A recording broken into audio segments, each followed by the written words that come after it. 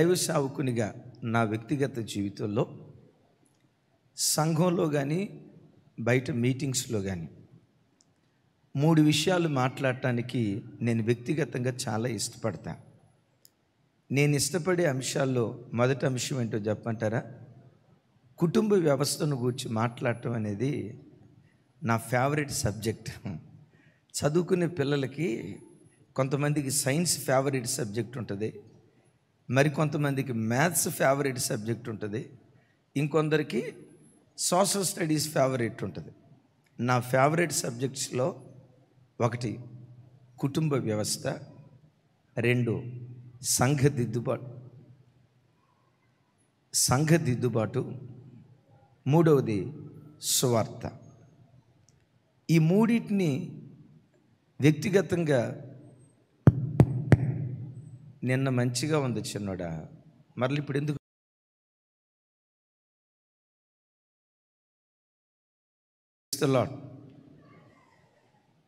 ఆడెవడు ప్రాణమో రామశిలకలో ఉన్నట్టు మా ప్రాణం అంతా వాళ్ళ చేతిలో ఉందమ్మా.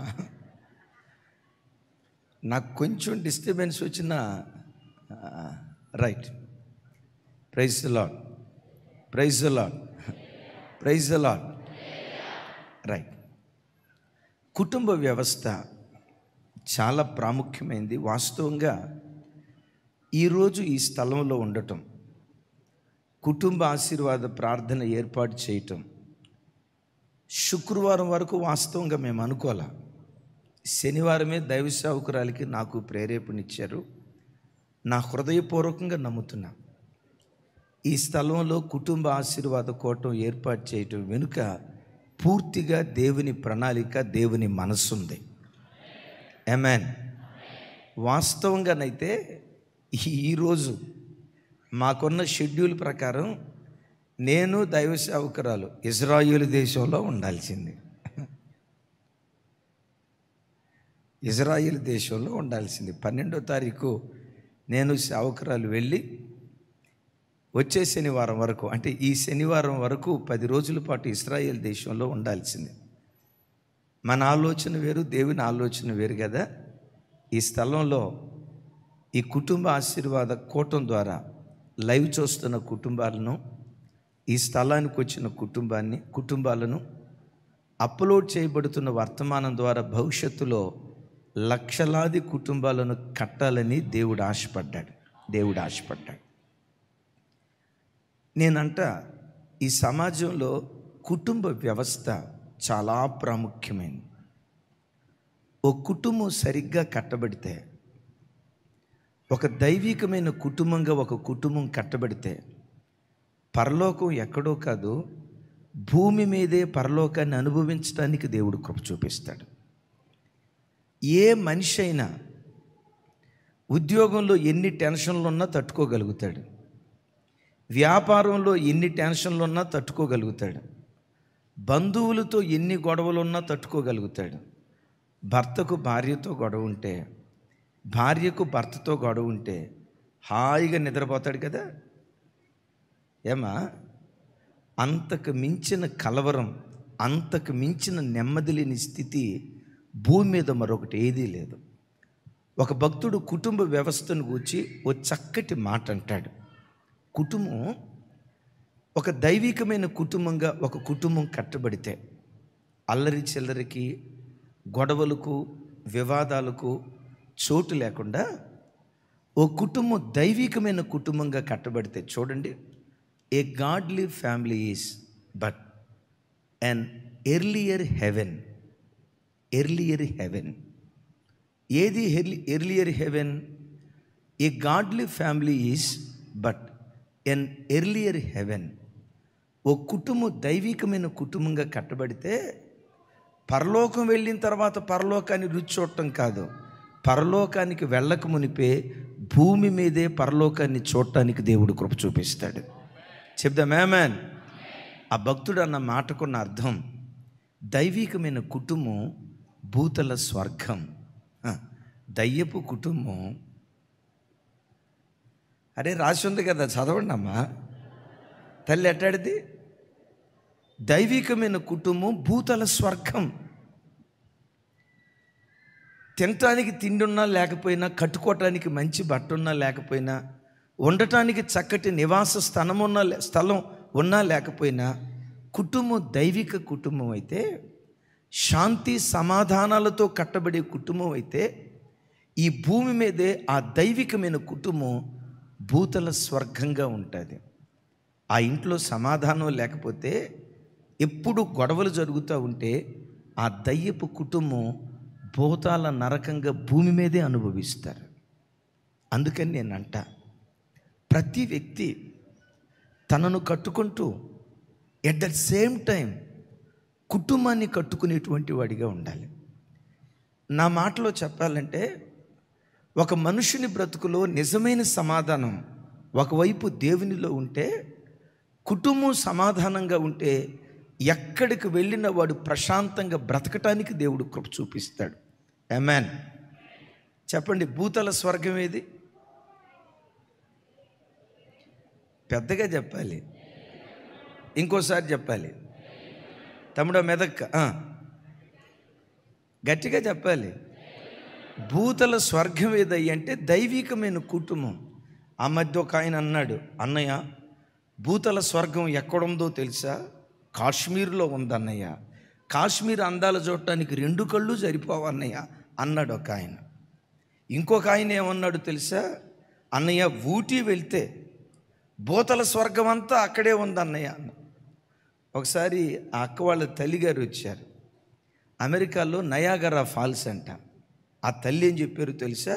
అయ్యా భూతల స్వర్గం అంతా నయాగరా ఫాల్స్లోనే ఉందయ్యా, దాని అందాలు చూడటానికి కళ్ళు సరిపోవయ్యా అన్నారు. నన్ను అడగండి మీరు, అన్నయ్య భూతల స్వర్గం ఎక్కడుందని అడగండి. భూతల స్వర్గం నీ కుటుంబంలోనే ఉంది, నీ కుటుంబంలోనే ఉంది. సరిగ్గా కట్టబడాలి. కానీ నీ హృదయం సమాధానంగా సంతోషంగా బ్రతికితే అంతకు మించిన పరలోకం మరొకటి ఏదీ లేదండి. హృదయంలో కలవరం ఉంటే, హృదయంలో నెమ్మది లేని స్థితి ఉంటే, చూడండి నయాగరా ఫాల్స్కి వెళ్ళినా ఆ వాటర్ ఫాల్స్ పడతా ఉంటే అందాలు చూసినా నీకు ఆనందం అనిపించదు. ఆ మధ్య వైజాగ్ ప్రాంతానికి వెళ్ళాను. నన్ను ఆహ్వానించినటువంటి ఆ దైవ సేవకులు బాగా దేవుని చేత దీవించబడ్డవాళ్ళు. ఆయన ఆ 2 రోజులు నేను చాలా సంతోషంగా ఉండాలని చెప్పి వైజాగ్లో బీచ్ ఉంది కదా, బీచ్ రోడ్ ఎదురుగా ఒక పెద్ద హోటల్ ఉంది. ఆ హోటల్ సీ వ్యూ హోటల్, చాలా పెద్ద ఖరీదైన హోటల్. ఆ హోటల్లో నాకు రూమ్ బుక్ చేశాడు. ఎందుకు బుక్ చేశారయ్యా ఇక్కడంటే, రాత్రిపూట సముద్రపు అందాలు చూస్తా, సముద్రాన్ని ఆస్వాదిస్తా, ఇక్కడ మీరు ఉండాలని చెప్పి. విచిత్రం ఏంటంటే, ఆ గదికి ఇటువైపు అద్దం ఉంది. ఆ కట్టెను ఓపెన్ చేస్తే చాలు మొత్తం సముద్రం కనపడుతుంది. అందుకని ఆ హోటల్కి పేరు ఉంది. ఆ పేరు చివరి ఏముంటుందంటే సీ వ్యూ హోటల్ అని. See view. ఆ హోటల్లో కూర్చొని చూస్తే చాలు సీ కనపడింది.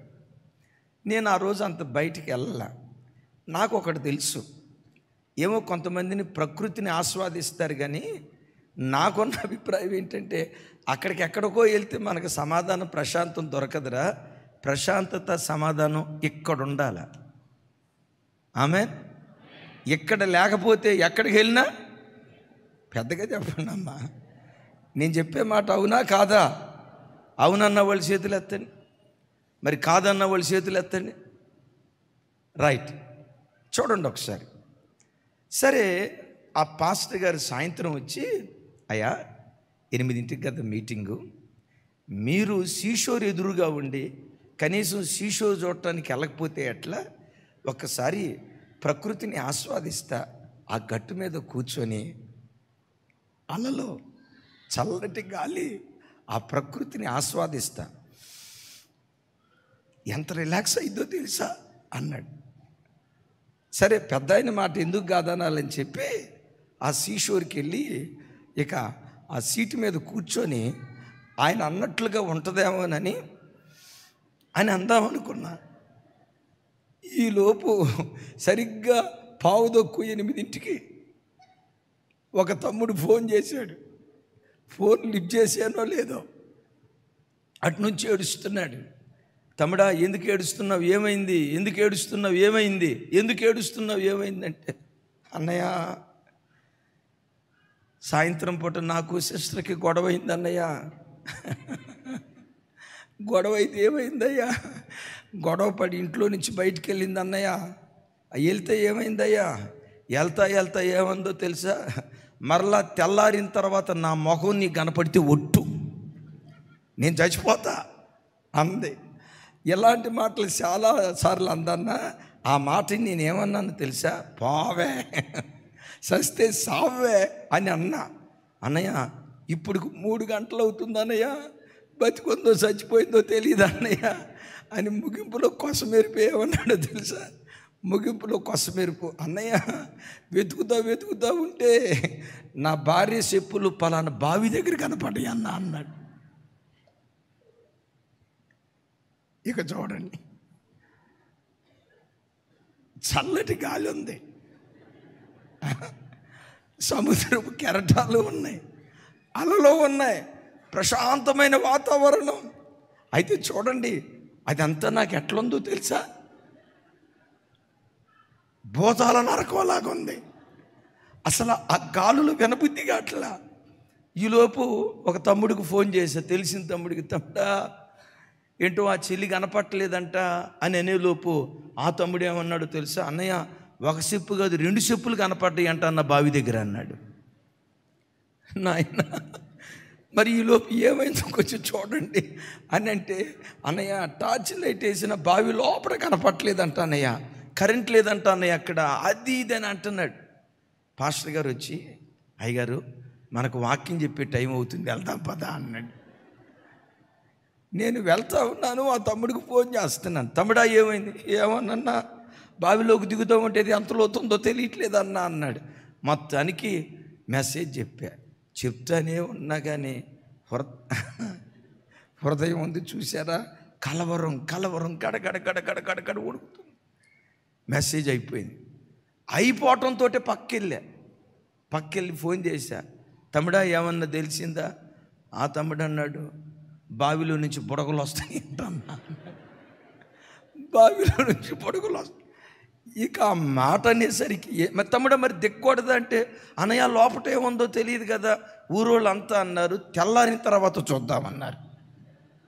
అరే తమ్ముడా తెల్లారిన తర్వాత నేను అన్నా, ఈ రాత్రి నువ్వు ప్రశాంతంగా పడుకుంటావేమో కానీ, ఇందాక ఆ బిడ్డ చెప్పారు కదా కాపరి మనసు. నేను చాలాసార్లు చెప్తాను, మీకు చాలా ప్రపంచం ఉంటుందమ్మా, మా ప్రపంచం అంటూ ఏదైనా ఉందంటే అది మీరే. Praise the lord. అక్క అప్పుడప్పుడు విజయవాడ పిక్నిక్కి వెళ్తావు కదా, నువ్వు వెళ్ళావు కదా తల్లి, భీమవరం వెళ్ళావు కదమ్మా, మీది ప్రకాశం జిల్లానా, ఒక ప్రకాశం ఏం కర్మ, మహబూబ్ నగర్ కూడా వెళ్ళావు కదా తల్లి మొన్న. మమ్మల్ని అడగండి, మా ప్రపంచం అంతా ఒకటి. మీ ఇంటికి రావటం మళ్ళీ చర్చికి రావటం, ఆ ఇంటికి వెళ్ళటం మరలా చర్చికి రావటం, మీటింగ్కి వెళ్ళటం చర్చికి వెళ్ళటం, ఇక ఈ ప్రపంచం తప్ప నేనంట మాకు ఇదే పెద్ద పరలోకం. ఆమెన్. తమ్ముడా నువ్వు ప్రశాంతంగా పండుకుంటావేమో కానీ నేను ప్రశాంతంగా పండుకోలేను తమ్ముడా అంటే, అన్నయ్య ఇప్పుడు దిగ్గకూడదు. ఆ తమ్ముడు ఊరోళ్ళు అందరూ అన్నారంట, రాత్రిపూట బావిలో దిగ్గకూడదరా, శాస్త్రం చెప్తుంది అన్నారంట. ఒరే నీ శాస్త్రం సంతకెళ్ళని చెప్పి మొత్తానికి భోజనం చేసే కానీ వాళ్ళు రకరకాల పంచభక్ష పర్వాణాలు, ఆ భోజనాల్లో కూడా ఏంటో తెలుసా, ఆకాశ పక్షులు, భూచరాలు, అది అసలే వైజాగ్ సముద్ర చరాలు, అన్ని రకాలు తీసుకొచ్చాడు. ఏది దిగల. పైపైన ఒక ముద్ద తినేసి ఆ హోటల్లో దించడానికి వచ్చినప్పుడు పాస్టర్ గారు అన్నాడు, అయ్యగారు ఈ కట్టెని వేసుకోవద్దు అయ్యగారు, కట్టెనిట్లా ఓపెన్ చేస్తే సముద్రపు అందాలన్నీ మీకు బహుగా కనబడతాయి అయ్యగారు, నేను దానికోసమే మీకు ఇక్కడ హోటల్ తీసాను అయ్యగారు, ఆ ప్రకృతిని ఆస్వాదించండి అన్నాడు. నాకు అప్పుడు అనిపించింది ఏంటో చెప్పమంటారా, సమాధానం ఎక్కడుండాలి, బయట నుంచి వచ్చేది ఏదో మనకు సమాధానం ఇవ్వలేదు, సమాధానం గుండెల్లో నుంచి పుట్టుకురావాలి.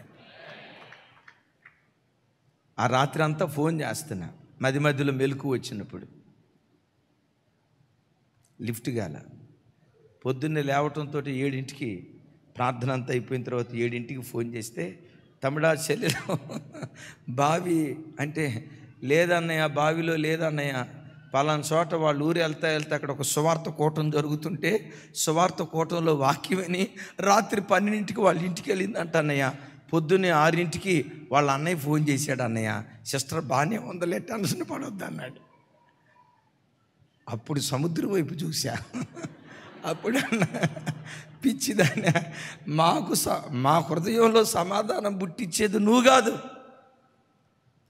దైవజనమా, ఒక వ్యక్తి బ్రతుకులో ప్రపంచంలో ఎక్కడ వివాదాలు ఉన్నా తట్టుకోగలుగుతాడు, కానీ కుటుంబంలో సమాధానం లేకపోతే అది ప్రత్యక్ష నరకం.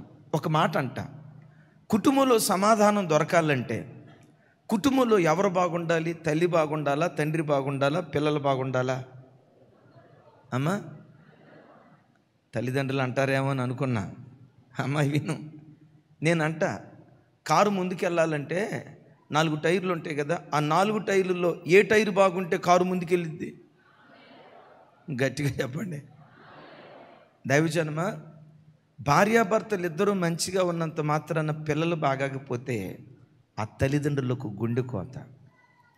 సరే, ఆ తల్లికి 4 పిల్లలు, 4 పిల్లల్లో 3 పిల్లలు బాగుండి ఒక్కడు దారి తప్పిన నేనంట, శరీరంలో ఇన్ని అవయవాలు ఉన్నాయి కదా, ఇన్ని అవయవాల్లో ఒక్క చెయ్యి లేదనుకోండి, ఏం పోయిందేమో, పర్వాలేదమ్మా, బ్రతకగలుగుతాడు, కానీ అవుడే. ఒక కాలు లేకపోతే బ్రతుకు కాలం అంతా అవుడే.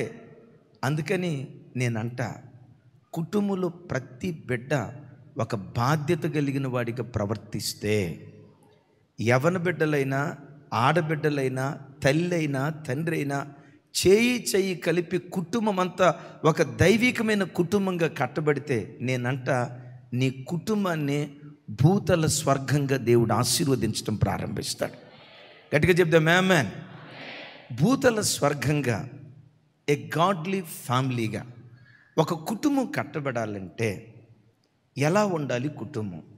టకా 6 మాటలు చెప్తాను. FAMLIY ఏమంటారు దాన్ని? మరోసారి, F stands for faith. Stands for faith.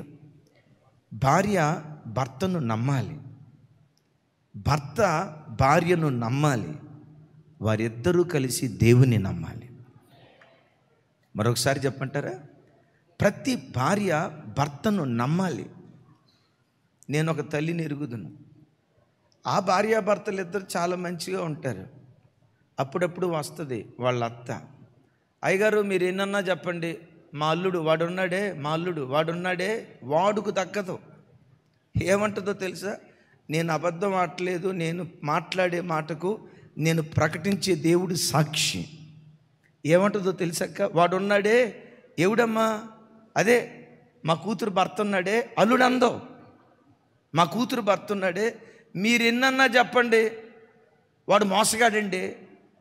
అమ్మ వాడు అతను మారు మనసు పొందాడమ్మా, మొన్నే బాప్తిస్మం కూడా తీసుకున్నాడు, సంఘానికి చాలా మంచిగా వస్తున్నాడంటే ఏముందో తెలుసా? అదంతా వేషమే గారా, మీరు కూడా నమ్మారా వాడిని? నేను ఒకరోజు వాళ్ళ భార్యని పిలిచి అడిగా, అమ్మా తమ్ముడు చాలా మంచిగా ఉంటాడు, చాలా వినయం కలిగినోడు కదా అంటే, ఆ బిడ్డ అన్న మాట ఏంటో తెలుసా? నేను ఎంతోమంది పురుషులను చూసా, కానీ అంటే లోకంలో తండ్రిని కానీ అన్నదమ్ముళ్ళు కానీ అక్కచెల్లెళ్ళు కానీ చూశాను. దేవుడు నాకు ఇచ్చిన భర్త శ్రేష్టమైనటువంటి భర్త. దైవజనమ, ఏ కుటుంబమైనా కట్టబడాలంటే ఒక భార్య అరామరా లేకుండా పరిపూర్ణంగా తన భర్తను నమ్మాలి. ప్రతి భర్త తన భార్యను పరిపూర్ణంగా నమ్మాలి. వీళ్ళిద్దరూ కలిసి దేవుని మీద ఎనలేని నమ్మికనుంచాలి. బైబిల్లో ఒక మాట ఎరుగుదురు కదా, నమ్మిన యొడల నీవు దేవుని మహిమను చూస్తావు. Praise the lord. నమ్మకం ఎలా ఉండాలి? నమ్మకం కలిగేటట్లుగా ఇరువురు ఎలా బ్రతకాలి? పిల్లలు ఎలా బ్రతకాలి ఒక మాట చెప్తాను. ఓ రోజు షూనేమీరాలు తన భర్తకు కబురు పంపిస్తుంది. అయ్యా, కరిమేలు పర్వతం దగ్గర ఉన్న ప్రవక్త అయిన ఎలీషాను నేను కలవాలి. నేను కలియున్నట్లుగా నా దగ్గరికి ఒక గాడిదను ఒక పనివాణ్ణి పంపించు. ఈ స్త్రీ ఒక్కతి. నేను పలానా స్థలంలో ఉన్నటువంటి దైవజనుని కలవాలి. నీవు నా మాట విని ఒక పనివాణ్ణి గాడిదను పంపించు అని అంటే, ఆ భర్త అంటాడు, ఈరోజు అమావాస్య కాదే, అంటే మన భాషలో చెప్పాలంటే ఈరోజు ఆదివారం కాదే, బుధవారం బైబిల్ స్టడీ కాదే, శనివారం పగటిపూట ప్రార్థన కాదే, మాసాంతర కూటం కాదే, ఈరోజు ఎందుకు వెళ్దాం అనుకుంటున్నావు? ఒక మాట అడిగాడు. భార్య ఏమందో తెలుసా? నేను వెళ్ళుట మంచిది. భర్త మారుమాట మాట్లాడకుండా పనివాణ్ణి గాడిదను పంపిస్తే షూనేము పట్టణం నుండి కర్మేలు ప్రాంతానికి దరిదాపుగా 30 కిలోమీటర్ల దూరం ఒక పరపురుషుణ్ణిచ్చి తన భార్యను ఒంటరిగా పరపురుషుడైన దైవ సేవకుని కలవటానికి తన భార్యను ఒంటరిగా పంపించాడు. నేను అడుగుతా, అయ్యా, ఎందుకు నీ భార్యను అలా పంపించగలిగావు? నా భార్య అంత నమ్మకమైందయ్యా. నా భార్య చూపులో ఎన్నడూ నేను అనుమానాన్ని చూడలేదు. నా భార్య ప్రవర్తనలో అనుమానం కలిగే ప్రవర్తన ఏనాడూ నేను చూడలేదు. నా భార్యలో నిలువెత్తు పవిత్రత నేను చూడగలిగాను. సో నా భార్య ఎక్కడున్నా, బంగారం ఎక్కడున్నా, కొంచెం గట్టిగా, బంగారం ఎక్కడున్నా నా భార్య ఎక్కడున్నా బంగారమేనని భార్యను ఒంటరిగా పంపించడానికి ఇష్టపడ్డాడు. చూడండి, కొంతమంది భర్తలు ఉంటారు, కొంతమంది భర్తలకి బహు అనుమానపు రోగం. భార్య తలస్నానం చేసిందా, వీడికి అనుమానం. కొత్త చీర కట్టిందా, అనుమానం. శుభ్రంగా తయారై ఎక్కడైనా బయటికి వెళ్తుందా, ఇక అనుమానపు రోగంతో కొంతమంది మానసిక రోగులు అవుతారు. నమ్మలేకపోతారు కొంతమంది భార్యని. భార్య ప్రతి అడుగును అనుమానంతో గమనిస్తూ ఉంటారు. అదే సమయంలో కొంతమంది స్త్రీలు ఉన్నారు కదా, భర్తకు అనుమానం కలిగేటట్లుగా ప్రవర్తించేటువంటి వ్యక్తిత్వం కలిగిన స్త్రీలు కూడా కొంతమంది ఉంటారు. దైవజనమా, నీ భర్తకు నీ మీద పరిపూర్ణమైన నమ్మకం కలిగించేటట్లుగా అలాంటి పవిత్రమైన ప్రవర్తన ప్రతి భార్య కలిగి బ్రతుకునుగాక. నమ్మకత్వానికి నిలువుటద్దం ఓ దివ్యమైన సంఘటన. ఫరో రాజు శారమని తన భార్యగా చేసుకోవాలని తన ఇంట్లోకి తీసుకుని వెళ్ళాడు. ఆ రాత్రంతా ఫరో ఇంటిలో శారమ తెల్లుంది. తెల్లారిన తర్వాత తన భార్యను పంపించాడు. ఎవరి భార్యని? అబ్రహాము భార్యని. అబ్రహాము స్థానంలో గనక ఇంకొకళ్ళు ఉంటే శారమ తల్లికి శీల పరీక్ష చేసేవాళ్ళు. నువ్వు నిజంగా పవిత్రంగా బ్రతికేవా లేదా, నువ్వు పవిత్రురాలిగా బ్రతికేవా లేదా, రాత్రంతా పలానా చోట ఉన్నావు, ఏం చేసావు నువ్వని లేనిపోయిన అనుమానాలు పెట్టుకొని బీపీ తెచ్చుకునేవాళ్ళు. లోకంలో ఒక ఆయన శీల పరీక్ష చేసి భార్యను అడవులకు పంపించాడు. ఎలాంటి కార్యక్రమం అబ్రహాము చేయాలి? ఎందుకు చేయలేదో తెలుసా? బంగారం ఎక్కడున్నా బంగారమే, నా భార్య ఎక్కడున్నా పవిత్రంగా బ్రతుకుతుంది. అబ్రహాముకు నమ్మకం. నేనంట అలాంటి నమ్మకం పుట్టేటట్లుగా శారమ తల్లి అబ్రహాము ఎదుట బ్రతికింది. చెప్పలు కొడతా, కుటుంబానికి స్తోత్రాలు చెప్తా. ఓ పురుషులారా, ప్రతి దానికి భార్యను అనుమానించి అనుమానపు రోగం కలిగిన వాడిగా బ్రతకొద్దు. అనుమానపు రోగం అది ఒక దురాత్మ. అదే సమయంలో తల్లులారా, మీకు ఒక మాట చెప్తాను. ఒక భార్యగా నీ వ్యక్తిత్వం మీద కానీ, నీ శీలం మీద కానీ, నీ ప్రవర్తన మీద కానీ ఎక్కడా నీ భర్తకు మరో ఆలోచన రాకుండా ఒక పవిత్రురాలైన స్త్రీగా నీ శీలాన్ని కాపాడుకునే తల్లిగా నువ్వు బ్రతికితే, ఈ పరస్పరం ఒకరి మీద ఒకరు నమ్మకం ఉంచి ఇద్దరు కలిసి ఎవరి మీద నమ్మకం ఉంచాలి? అద్భుతం తెలుసా? ఇద్దరూ కలిసి దేవుని మీద నమ్మకం ఉంచితే ఎడారి కూడా ఏదేనులాగా మారిపోద్ది. చెప్దాం గట్టిగా, ఎడారి కూడా ఏదేనులాగా మారిపోద్ది. భూలోకంలోనే భూతల స్వర్గాన్ని అనుభవించేటట్లుగా దేవుడు ఆ కృప వాళ్ళకు అనుగ్రహిస్తాడు. ఇందాక షూనేమీరాలు గురించి చెప్పే కదా, తన కొడుకు చనిపోయాడు. చనిపోయిన కుమారుని ప్రవక్తను ప్రవక్త ఉండే ఆ పైగది మంచమైన కొడుకును పండుకోబెట్టి ఆ పైగదికి తాళం వేసి ప్రవక్త దగ్గరికి వెళ్ళింది. ఎందుకు వెళ్ళిందో తెలుసా? ప్రవక్త దగ్గరికి వెళ్తా, నా బాధ చెప్పుకుంటా, ప్రవక్త వస్తాడు, నా కొడుకు కొరకు ప్రార్థన చేస్తాడు. మేము సేవించే దేవుడు, మేము నమ్మకం ఉంచిన దేవుడు, ఎస్, ఏ దేవుడిని ఆరాధిస్తున్నామో, ఏ దేవుని నమ్మి దైవ సేవకుడికి మేము ఆశ్రయం ఇచ్చామో, మేము నమ్మిన దేవుడు నా కుమారుణ్ణి మరణంలో నుండి జీవానికి లేవనెత్తుతాడు, తప్పకుండా బ్రతికిస్తాడు. నేను ఇక్కడ ఒక మాట అంటాను, అమ్మా ఈరోజు అమావాస్య కాదే, ఎందుకు వెళ్తానంటున్నావు అని అంటే, ఆవిడ చెప్పిన మాట, నేను వెళ్ళుట మంచిది అని చెప్పింది, కానీ కొడుకు చనిపోయాడు అన్న వార్త చెప్పలేదు. ఎందుకు చెప్పలేదో తెలుసా? భర్త దగ్గర దాచిపెట్టాలని కాదు. గమనించండి, భర్త దగ్గర దాచిపెట్టాలని కాదు. ఒకవేళ భర్తకే గనక చెప్తే భర్త వచ్చేసి సమాధి కార్యక్రమాలకు ఏర్పాటు చేసి ఉండేవాడు, సమాధి దావమని చెప్పి ఉండేవాడు, సమాధి పెట్టి తయారు చేయమని చెప్పి ఉండేవాడు. ప్రవక్త దగ్గరికి వెళ్తానంటే, పిచ్చిదానా, అనారోగ్యంతో బాధపడుతున్నప్పుడు బాగు చేస్తాడంటే సరే, చచ్చినోడు ఎట్లా బాగుపడతాడమ్మా? వాడెట్లా లేవనెత్తబడతాడు? ఆపై నీ పిచ్చి విశ్వాసం కాకపోతే అని భర్త ఎక్కడ ఆటంకపరుస్తాడోనని భర్తకు చెప్పకుండా వెళ్ళింది. అద్భుతం తెలుసా? ఆ స్త్రీ విశ్వాసాన్ని దేవుడు ఘనపరిచి మరణాన్ని జీవంగా దేవుడు మార్చాడు. దైవజనమ, ఎప్పుడు గుండెల నిండా నీ నమ్మిక ఏదైనా ఉన్నదంటే అది దేవుడు మాత్రమే అయి ఉండాలి. ప్రతి క్షణం నాకేం నా యేసయ్య ఉన్నాడు, నాకేం నా కన్నీళ్లు తుడిచే దేవుడు నాకున్నాడు. చుట్టూతా వచ్చి అంటారు, అమ్మా మీ ఆయనకి పెద్ద ఉద్యోగం కాదంట కదా, మీరు బ్రతకటానికి సొంత ఇల్లు కూడా లేదంట కదా, నువ్వు చేసేది కూడా చిన్న ఉద్యోగం అంట కదా, 2 పిల్లలంట కదా, ఎలా బ్రతుకుతారమ్మా మీరు ఉద్యోగం లేకుండా? ఎలా బ్రతుకుతారమ్మా మీరు సొంత ఇల్లు లేకుండా అని ప్రజలు అంటున్నప్పుడు నీ గుండెల్లో నుంచి ఒక మాట రావాలి, నాకేం, వాటన్నిటికి మించిన దేవుడు నాకున్నాడు, వాటన్నిటిని మించిన దేవుడు నాకున్నాడు.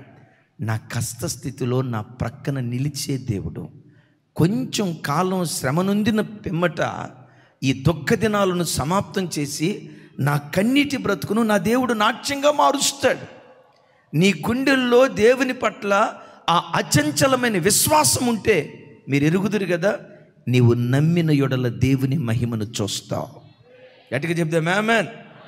ఎప్పుడు నోటితో ఆ మాటను, నాకేం నా ప్రభు ఉన్నాడు, ఈరోజు ఏడుస్తున్నా నిజమే, ఈరోజు కన్నీళ్ళు ఉన్నాయి నిజమే, ఈరోజు దుఃఖం ఉంది నిజమే, ఈరోజు శ్రమలు ఉన్నాయి నిజమే, ఒకరోజు రాబోతుంది నా బ్రతుకు దినములన్నిట కృపాక్షేమాలే నన్ను వెంబడిస్తాయి. దావీదు ఆ కీర్తన ఎప్పుడు రాశాడో తెలుసా? రాజు అయిన తర్వాత కాదు, గొర్రెల కాపరిగా ఉండి అరణ్యంలో తిరిగేటప్పుడు ప్రవచనం ఎత్తి మాట్లాడాడు. అప్పుడప్పుడు చెప్తా కదా, ఒకసారి సికింద్రాబాద్ మేము డేవిడ్ అన్న వాళ్ళ ఇంటికి వెళ్తుంటే, అప్పట్లో బోయినపల్లి దగ్గర సికింద్రాబాద్ దగ్గర ఎయిర్పోర్ట్ ఉంది కదా, వెళ్తా ఉంటే సావుకురాలు అన్నారు, అది కొద్ది విమానాలు వెళ్తున్నాయి, ఒకసారి ఆపండి చూద్దాం అన్నారు.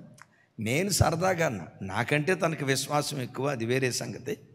ఆ టైంలో అన్నా, ఆ విమానాలు చూడటానికి మన వాగటం ఎందుకు, ఈరోజు ఆటోలో తిరుగుతున్నాం, ఒకరోజు వస్తుంది సేవ అంతా విమానాల్లో తిరుగుతూ సేవ చేసే దినాలు దేవుడు మనకిస్తాడు. ఇప్పుడు ఎట్టుందో తెలుసా? విమాన ప్రయాణం అంటేనే విసుకొచ్చింది. ఇప్పుడు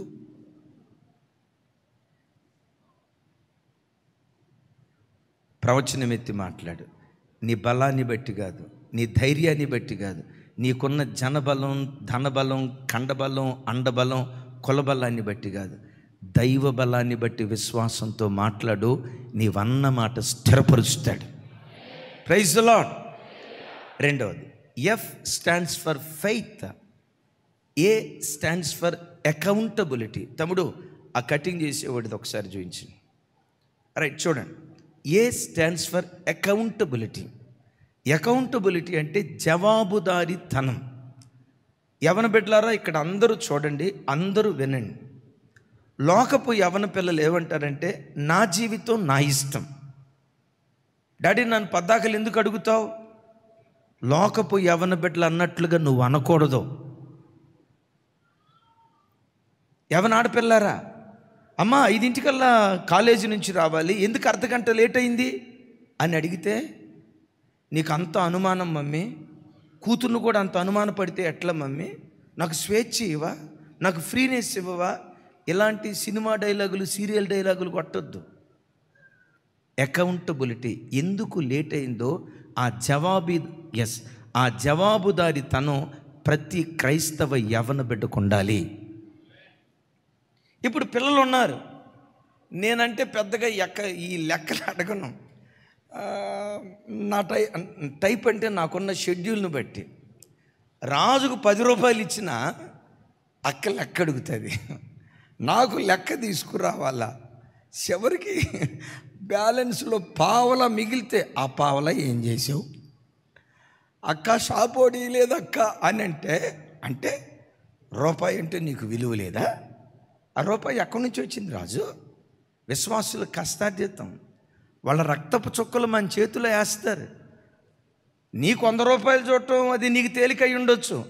ఆ 100 రూపాయలు సంపాదించడానికి మన బిడ్డలు ఎంత కష్టపడ్డారో నీకు తెలుసా? 1 రూపాయి కోసం గంట సేపు క్లాస్ ఉంటుంది దేవుని కృపను బట్టి. రాజు అనుకుంటాడు, ప్రభువా ఆ రూపాయి తీసుకొచ్చి ఉంటే నాకు ఈ బాధ తప్పేది కదా ప్రభువా అని అనుకోకూడదు. ఎస్, నేను జవాబుదారునై ఉండాలి. ప్రతి వ్యక్తి గమనించండి, ఒక కూతురు తల్లికి జవాబుదారురాలై ఉంటుంది. ఏమాయ్ ఏమక్కడ వాకిడి దగ్గర నిలబడి ఎటో చూస్తున్నట్టున్నావు అని తల్లి అడిగితే ముఖం మార్చకూడదు. గద్దించినప్పుడు ముఖం మార్చేది ఎవరో తెలుసా? బైబిల్లో రాయబడిన మాట, గద్దిస్తే ముఖం మార్చేది ఎవరో తెలుసా? భక్తిహీనుణ్ణి గద్దించగా వాడు ముఖాన్ని మార్చుకుంటాడట. ఇంకొకడు ఉన్నాడు మూతి ముడుచుకునేవాడు బైబిల్లో. ఎవరు చెప్పండి? సూపర్, మీ చుట్టమాయా అమ్మ.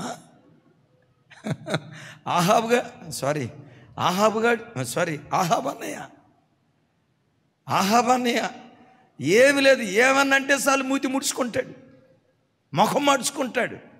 అమ్మా ఎందుకు అక్కడ నిలబడ్డావు? తల్లి అడిగితే, నువ్వు నిజంగా దేవుని నమ్ముకున్న యవ్వన బిడ్డవైతే జవాబు చెప్పాలి నీ తల్లికి.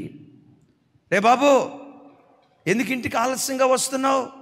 నీకు 7 కాలేజ్ అయిపోద్ది కదా, ఏం 9 దాకా ఏం చేస్తున్నావు అని అడిగినప్పుడు నా ఇష్టం, 9 కాకపోతే 9:30కు వస్తా అని అన్నావా, కుటుంబం కుప్పలాగా కూలిపోద్ది. ఈరోజు నువ్వు అన్న మాటే, యవ్వన పిల్లారా చూడండి, ఈరోజు నువ్వు అన్న మాటే రేపు నీ కడుపున పుట్టిన, చూడండి, ఈరోజు నువ్వు అన్న మాటే రేపు నీ కడుపున పుట్టిన పిల్లలు నీ ఎదుట అదే మాట అంటారు. ఎందుకో చెప్పమంటారా? నేను చెప్పించట్లా, వాక్యం ఏమంటుందంటే, మనుష్యుడా ఏది భలే చెప్పారు కదా, ఏది విత్తుతావో అది కోస్తావు అని రాస్తుంది కదా. విత్తిన దాన్ని తప్పకుండా కోస్తావు. అమ్మ నిన్ను ప్రశ్నించినప్పుడు, నాన్న నిన్ను ప్రశ్నించినప్పుడు ఒక దీనుడిగా నువ్వు సమాధానం చెప్తే రేపు నీకు ఇవ్వబోయే పిల్లలను కూడా అలాంటి దీన మనస్సు కలిగిన వారిని దేవుడిస్తాడు. ప్రతి భార్య భర్తకు జవాబుదారి, ప్రతి భర్త భార్యకు జవాబుదారుడై ఉన్నారు. కొంతమంది ఏమంటారు తెలుసా? నేను మనిషికి ఎవరికి లెక్క చెప్పను. ఏంటంట? మరి ఎవరికి లెక్క చెప్తావయ్యా? నా లెక్కంతా అక్కడ లెక్కలు తెలిసి నేను డైరెక్ట్గా నరకానికి పంపిస్తాడు అక్కడ. ఆ సంగతి నీకు తెలియదు. కొంతమంది చూడండి, భర్తకు లెక్క చెప్పరు. నా జీతం నాది, నా లైఫ్ నాది, నాకు కావలసిన ప్రైవసీ నాకు కావాలా, నా స్వతంత్రం నాది అని ప్రైవసీ కోరుకుంటారు. భర్తకు తెలియని రహస్యం ఏదైనా నీ దగ్గర ఉందంటే నీ కుటుంబం సంతోషంగా బ్రతకలేదు. నా ఆశ ఏంటో తెలుసా? ఈ భూమి మీద నీ ఇల్లు భూతల స్వర్గంగా ఉండాలి, భూతాల నరకంగా ఉండకూడదు. కొంతమంది భర్తలు ఉంటారు, భార్యకు ఏ లెక్క చెప్పరు. నిన్ననే ఒక తల్లి వచ్చింది, అన్నయ్య మా పెండ్లై వారం రోజులు అవుతుంది, మా పెండ్లై 12 సంవత్సరాలు అవుతుంది అన్నయ్య, 2 పిల్లలు అన్నయ్య. ఈరోజు కూడా మా ఆయన జీతం ఎంతో నాకు తెలియదు అన్నయ్య. ఎప్పుడైనా ఏమండి మీరు పలానా చోట ఉద్యోగం చేస్తున్నారు కదా, గవర్నమెంట్ ఉద్యోగం, మీ జీతం ఎంతండి అని అడిగితే చాలు, ఇవన్నీ నీకు అవసరం అంటావా? ఈ లెక్కలు నీకు అవసరమా? నీకు అన్నం పెడుతున్నాగా, కావలసిన బట్ట కొని పెడుతున్నాగా, ఈ లెక్కలన్నీ ఎందుకు అడుగుతావు? ఆ బిడ్డ ఏడుస్తా చెప్పిన మాట ఏంటో తెలుసా? ఎప్పుడైనా మా పుట్టింటికి వెళ్ళాల్సి వస్తే బస్ టికెట్ కూడా ఎప్పటికీ 12 సంవత్సరాల తర్వాత కూడా బస్ టికెట్ కూడా మా అమ్మ నాన్నే తీయాలి అయ్యగారు. రూపాయి చేతికి ఈడు అయ్యగారు. అలాగని ఇంట్లో తక్కువేం చేయడు, అన్నీ తీసుకొచ్చి పెడతాడు కానీ ఒక్క లెక్క కూడా చెప్పడు. దైవజనమ, ప్రతి భర్త తన భార్యకు జవాబుదారుడై ఉండాలి. అయ్యా మన జీతం ఎంత? ఇంత. రాబడి ఎంత? పోబడి ఎంత? మిగిలేదెంత? అప్పు ఎంత ఉంది? ఇవన్నీ ఏం జరుగుతున్నాయని ప్రతి వ్యక్తి కుటుంబ వ్యవస్థలో తెరిచిన పుస్తకంగా భార్యాభర్తల బాంధవ్యం ఉండాలి. కొంచెం గట్టిగా చెప్దాం ఆమెన్. కొంచెం గట్టిగా ఆమెన్. చాలా కాలం క్రితం చెప్పాను, చాలా అద్భుతమైన సంగతి. నా స్నేహితుడు, నాతో పాటు చదువుకున్నవాడు, కొకటిపల్లిలో ఒక పెళ్లి చూపులకు వెళ్ళేటప్పుడు నా చేత ప్రార్థన చేయించుకొని వెళ్ళాడు. సరే ప్రార్థన చేయించుకొని వెళ్ళాడు. పెళ్లి చూపులు అయిపోయినాయి. ఏమైంది పెళ్లి చూపులు ఏమైందంటే, ఏమైందని చెబుతున్నాం. పెళ్లి చూపులకు వెళ్ళిన తర్వాత అమ్మాయి నాకు నచ్చింది, పర్వాలేదు, నేను అమ్మాయికి నచ్చాను. సడన్గా పెళ్లి చూపుల మధ్యలో లేచింది, కొంచెం సపరేట్గా ఒక 5 నిమిషాలు మేము మాట్లాడుకోవాలి అని అంది. నేను పక్కా పల్లెటూరులో పుట్టినోండి, ఆ అమ్మాయి కొకటిపల్లిలో పుట్టింది. సపరేట్గా మాట్లాడదామనే లోపే నా కాళ్ళు చేతులు గడగడగడ వణుకుతుంది. పక్కకి తీసుకెళ్ళి ఏం అడుగుతుందో ఏం మాట్లాడుతుందో నాకు అర్థం కాలేదు. మొత్తానికి పక్కకి తీసుకెళ్ళిన తర్వాత అంది, ఇప్పుడు నా డ్రెస్ చూశారు కదా, వాస్తవంగా అందరూ ఈ పెళ్లి చూపులప్పుడు శారీ కట్టుకుంటారు. నేను ప్యాంటు షర్ట్ వేసుకున్నా. నాకు చీర అంటే ఎలర్జీ, ఎప్పుడు ప్యాంటు షర్ట్ మీదే ఉంటా. నీకు ఇష్టమేనా అని అడిగిందంట.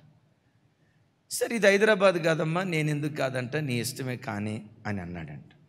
రెండవది, నేను పలానా చోట ఉద్యోగం చేస్తా, నా జీతం ఎంతో నీకు చెప్పను, నీ జీతం ఎంతో నేను అడగను, నా అకౌంట్ నాదే, నీ అకౌంట్ నీదే, నా డబ్బులు లెక్క అడగొద్దు, నీ డబ్బులు నేను లెక్క అడగను, దీనికి ఓకేనా అన్నాడంట. వీడి గుండెలో రాయిబడినట్టు అయిపోయింది. సరేలే కాదు అంటే అంత ఓపెన్గా ఏమైపోద్దానని మెల్లిగా అన్నాడంట. ఓకే హైదరాబాద్ కదా, హైదరాబాద్లో అంతే అని అనుకున్నాడంట. మూడవది, నేను హైదరాబాద్లో పుట్టి పెరిగా, నేను పలానా ఇంజనీరింగ్ కాలేజీలో చదివా. నా ఫ్రెండ్స్ కొంతమంది ఉన్నారు. ఈ ఫ్రెండ్స్లో గర్ల్ ఫ్రెండ్స్ కొంతమంది ఉన్నారు, బాయ్ ఫ్రెండ్స్ ఇంకెక్కువ ఉన్నారు. అప్పుడప్పుడు నా బాయ్ ఫ్రెండ్స్తో కలిసి సినిమాలకు వెళ్తా. నువ్వు అడగకూడదు, ఇది నీకు ఇష్టమేనా అని అందంట. ఆడి కంటి చూపు నోటి మాట పడిపోయి ఇట్టాగే చూస్తున్నాడంట. ప్లే మన హిందీలో చెప్పాలంటే బోలియే ఈడంటాడు క్యా బోల్తా. మళ్ళీ కొసమెరుపు ముగింపులో అందంట, జస్ట్ ఫ్రెండ్స్ అంతే, నువ్వు వేరే రకంగా ఆలోచించొద్దు అని అంటదంట. హైదరాబాద్లో ఉండే వాళ్ళ మెంటాలిటీ బ్రాడ్ మెంటాలిటీ, పల్లెటూరులోలాగా కంజెస్టెడ్ మెంటాలిటీ ఉండకూడదు. మొత్తానికి 7 పాయింట్లు చెప్పిందంట. వీడి కంటి చూపు నోటి మాట పడిపోయి ముగింపులో అన్నాడంట, ఓకే నీ అభిప్రాయాలు నువ్వు చెప్పావు, నీ అభిప్రాయాలు నేను గౌరవిస్తా, భర్తగా నా అభిప్రాయం చెప్తాను, నా అభిప్రాయం నువ్వు గౌరవిస్తావా అన్నాడంట. కాబోయే భర్తగా వై నాట్ చెప్పు అని అందంట. మావోడు అన్నాడంట, నాకు షర్టు ప్యాంట్ అంటే పరమ ఎలర్జీ ఇప్పటి నుంచి. మరి ఏం చేద్దాం అనుకుంటున్నావు? నేను 24/7 శారీ కట్టుకొని తిరుగుతా, నీకు ఇష్టమా అందంట. What nonsense your talking.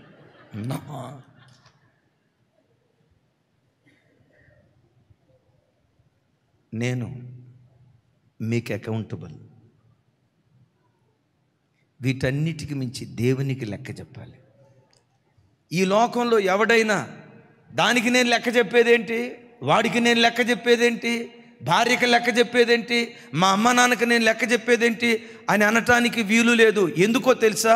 ఒక దినము రాబోతుంది, ఆకాశం క్రింద భూమికి పైన బ్రతుకుతున్న ప్రతి మనుష్యుడు దేవుని ఎదుట మోకాళ్ళుని మాట్లాడిన మాటను బట్టి, చేసిన పనును బట్టి, నడిచిన నడకను బట్టి దేవునికి లెక్క అప్ప చెప్పాల్సి ఉంది. అక్కడ కూడా వెళ్ళి దేవుని దగ్గర నేను లెక్క చెప్పను అని అన్నామనుకో, ఒరే నీకు ఆల్రెడీ లెక్క కట్టేలేరా, పద. చూడండి, ఈరోజు పిల్లల పరిస్థితి, లోకం పరిస్థితి ఏమైపోయిందంటే ఎవరికి వాళ్ళు ఇండివిజువల్ లైఫ్ అయిపోయింది. జవాబుదారితనం లోపించిన దినాల్లో బ్రతుకుతున్నాం. ఒక చిన్న వీడియో చూడండి, ఎంత భయంకరమో.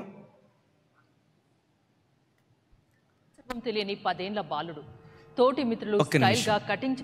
ఆగి చిన్న వాయిస్ కొంచెం పెంచు.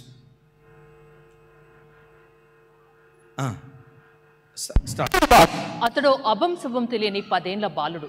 హెయిర్ కట్ నచ్చలేదని బాలుడి ఆత్మహత్య. తనకి కూడా అలాగే స్టైల్ హెయిర్ కట్ కావాలనుకునేవాడు. హాస్టల్లో 6వ తరగతి చదివే ఆ బాలుడు సెలవుల్లో ఇంటి దగ్గరే ఉన్నాడు. అయితే స్కూల్ ఓపెనింగ్ దగ్గర పడుతుండడంతో బాలుడికి కటింగ్ చేయించేందుకు తండ్రి సెలూన్ షాప్కి తీసుకెళ్లాడు. కానీ బాలుడికి నచ్చినట్లు స్టైల్ హెయిర్ కట్ చేయించలేదు. దీంతో మనస్తాపం చెందిన ఆ బాలుడు ఇంటికి వెళ్లిన తర్వాత పురుగుల మందు తాగి ప్రాణాలు తీసుకున్నాడు. ఈ హృదయ విషాదకర ఘటన. ఏం తాగి చనిపోయాడంట అక్క? దేనికి?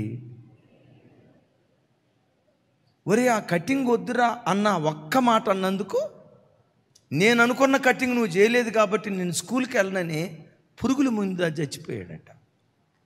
అంటే ఈరోజు సమాజం పరిస్థితి ఏంటంటే ఒకరి ఆధిపత్యం కింద ఇంకొకరు బ్రతకటానికి ఇష్టపడలే. ఏ వయసులో నుండి చెప్పాలి? ఏ వయసులో నుండి? చిన్న వయసులో నుండే ఆ జవాబుదారీతనానికి మనుషులు అప్పగించుకోలేని భయంకరమైన దినాల్లో బ్రతుకుతున్నాం. దైవజన్మ, ఓ చక్కటి కుటుంబంగా నీ కుటుంబం కట్టబడాలంటే అకౌంటబిలిటీ ఉండాలి. Number 1, F stands for faith, A stands for accountability. Accountability అంటే జవాబుదారీతనం. Next FAM, M stands for mute. Mute అంటే కొంచెం గట్టిగా. ఏ ఇంటిలో నిశ్శబ్దం ఉంటుందో ఆ ఇంట్లో దేవుడు శబ్దం చేయటం ప్రారంభిస్తాడు.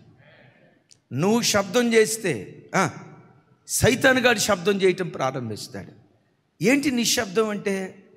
ఎప్పుడైనా ఇంటిలో మన మనుషులం కదా, ఉప్పు కారం తినేవాళ్ళం కదా, రక్త మాంసాలు మనకున్నాయి కదా, ప్రేమతత్వం ఉన్నది అనేది ఎంత వాస్తవమో కోపతాపాలు ఉన్నాయి అనేది కూడా అంతే వాస్తవం.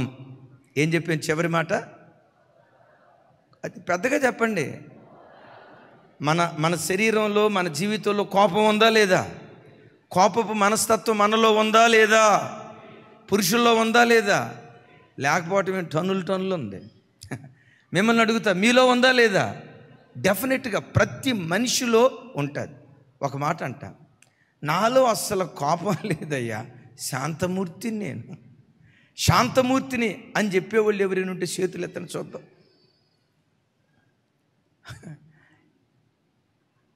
ఒక్కళ్ళు కూడా చేయత్తలా. నోవా అంటే నీకు కూడా కోపం ఉందనే? నోవా ఏమంటాడు తెలుసా? నీకు కూడా కోపం ఉందంటే నేను మనిషిని కాదా అన్న. అరే ప్రతి ఒక్కడు కోపం ఉంటుందండి. భర్త కోపంతో ఉన్నప్పుడు మ్యూట్ సైలెంట్గా ఉంది. ఒక్క 5 నిమిషాలు మౌనంగా ఉండు. స్వర్గం ఎక్కడో లేదు, నీ ఇంటిలోని అనుభవించటానికి దేవుడు కృప చూపిస్తాడు. అట్లాగని గమనించండి, కోపం నీకు ఒక్కడి సొంతం కాదు. కొన్ని సందర్భాలలో భార్య కోపం వస్తుంది. భార్య కోపం వచ్చినప్పుడు నేను పురుషుణ్ణి, నన్ను అంటదా, నేను పురుషుణ్ణి అని గమనించండి. నేను ఉద్యోగస్తుణ్ణి అని గమనించండి. నీ హోదాను గుర్తుకు తెచ్చుకోకు. తాను కూడా సగటు మనిషే. ఎప్పుడైనా భార్య కోపంతో ఉన్నప్పుడు నువ్వు మౌనం అయిపో. తాను కోపంగా ఉన్నప్పుడు నువ్వు మౌనం అయిపో. నువ్వు కోపంగా ఉన్నప్పుడు తాను మౌనం అయిపోవాలి. కానీ అద్భుతం తెలుసా, అప్పుడే మాటకు ప్రతి మాట. మనం అనే మాట, నువ్వు 1 ఆకు చదివితే నేను 10 ఆకులు చదువుతా, నువ్వు 10 ఆకులు చదివితే నేను 20 ఆకులు చదువుతానని చిన్న చిన్న విషయాలు చిలికి చిలికి గాలివానై పెను తుఫానుగా మారిపోతాయి. దైవజనమ, ఎప్పుడైనా కోపతాపాలు కుటుంబంలో చోటు చేసుకుంటే ఒక ప్రిన్సిపల్, దేవుని వాక్యం ఏమంటుందో తెలుసా? కోపపడుడి కానీ పాపము చేయుకుడి. సూర్యుడు అస్తమించు వరకే మీ కోపం నిలిచి ఉండుడి. సూర్యుడు అస్తమించే లోపు ఎవరి మీద కోపడ్డావో, ఎవరితో మనస్మర్థం చెందావో, ఎవరితో కలహించావో ఆ వ్యక్తితో నువ్వు సమాధాన పడాలి. సూర్యుడు అస్తమించే లోపు నువ్వు సమాధాన పడకపోతే, ఒక భయంకరమైన మాట ఏంటో తెలుసా? సూర్యుడు అస్తమించే లోపు నువ్వు సమాధాన పడకపోతే నీ ఇల్లు సాతాను నివాస స్థానంగా ఉంటుంది అని ఎఫెసీ పత్రికలో పౌలు గారు చెప్తాడు. చూడండి ఆ మాట, ఎఫెసీలకు రాసిన పత్రిక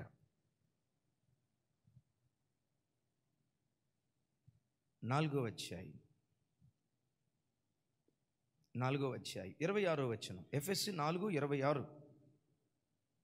నేను త్వరగా చెప్తాను. ఇక 4:26 నాతో కలిసి అందరి మాట చెప్పండి. కోపపడుడి కానీ, మరొకసారి అందరూ చెప్పాలి. కోపపడుడి కానీ పాపము చేయుకుడి.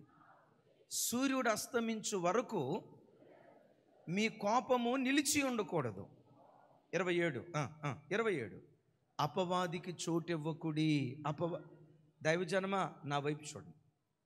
ఈ మాట గనక నువ్వు అర్థం చేసుకోగలిగితే నీ ఇంటిలో సాతానుగాడు అడుగు పెట్టలేడు. ఈ మాట గనక నిజంగా సంఘం అర్థం చేసుకోగలిగితే ఆ సంఘాలలో సాతానుగాడు అడుగు పెట్టలేడు, వాడు పెట్టడానికి చోటే ఉండదు. ఏంటో తెలుసా? కోపపడుడి కానీ, కోపం ఎప్పుడు పాపంగా మారుతుందో తెలుసా? కోపపడినందుకు కాదు, సమాధాన పడనందుకు కోపం పాపంగా మారింది. ఎప్పుడు సమాధాన పడాలి?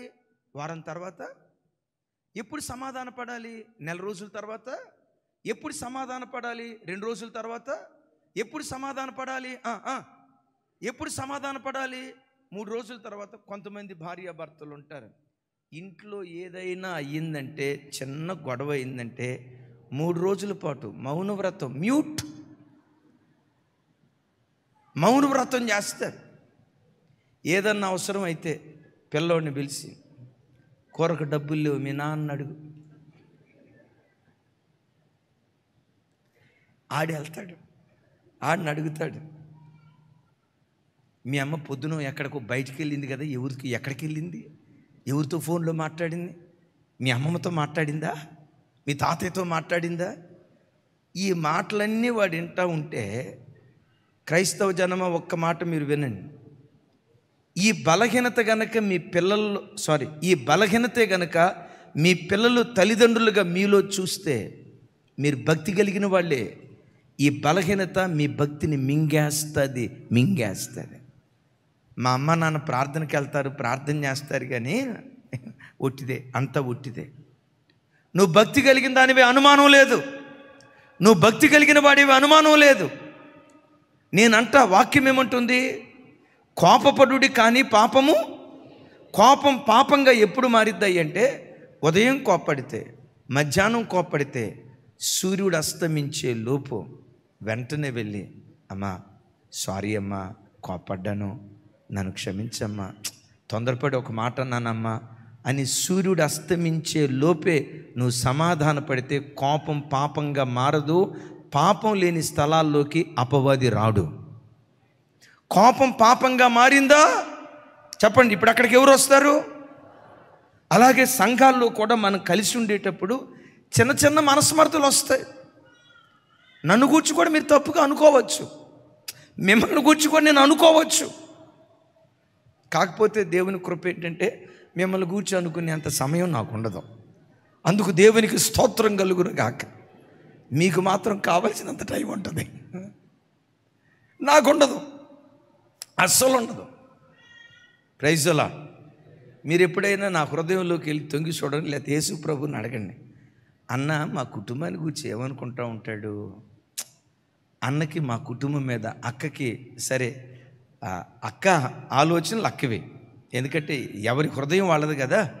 అన్న హృదయంలో ఏముంటుంది అని ఒకవేళ మీరు దేవుడిని అడిగితే దేవుడు మీకు ఒకటే చెప్తాడు, 99% ఏ కుటుంబాన్ని గురించి చెడుగా అనుకోడ్రా.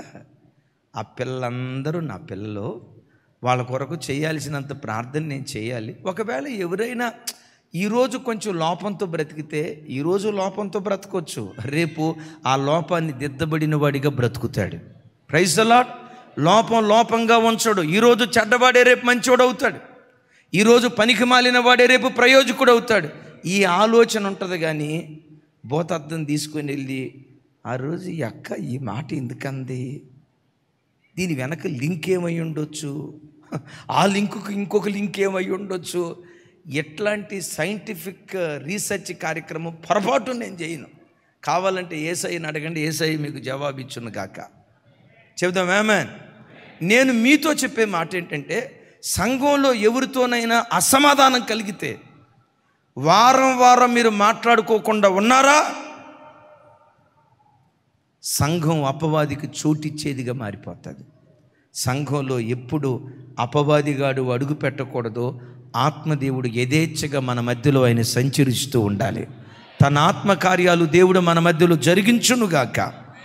ఇంకొక మాట ఇక్కడ చెప్తాను, మ్యూట్ అని అన్నా కదా.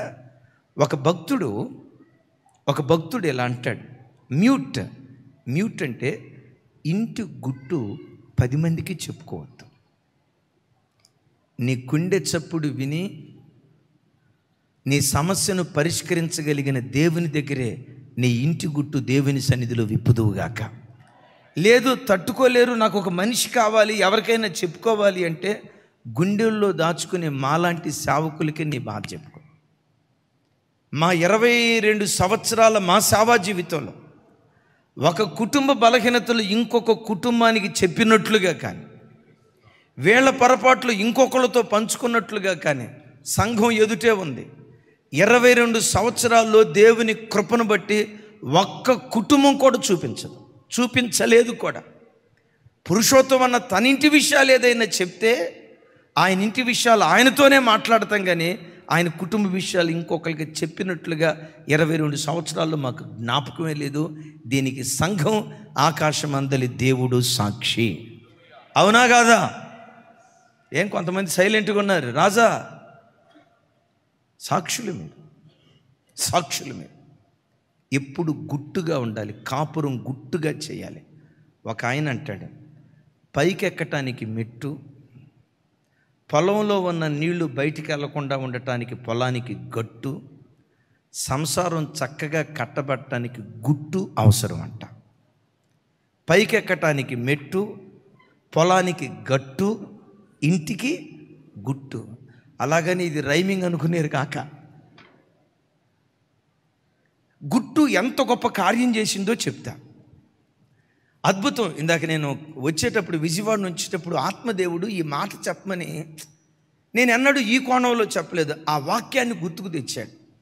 యోసేపా, నువ్వు ఐగుప్తు దేశానికి ఎందుకు వచ్చావు అంటే యోసేపు ఏం చెప్పాడు? నేను హెబ్రీ దేశము నుండి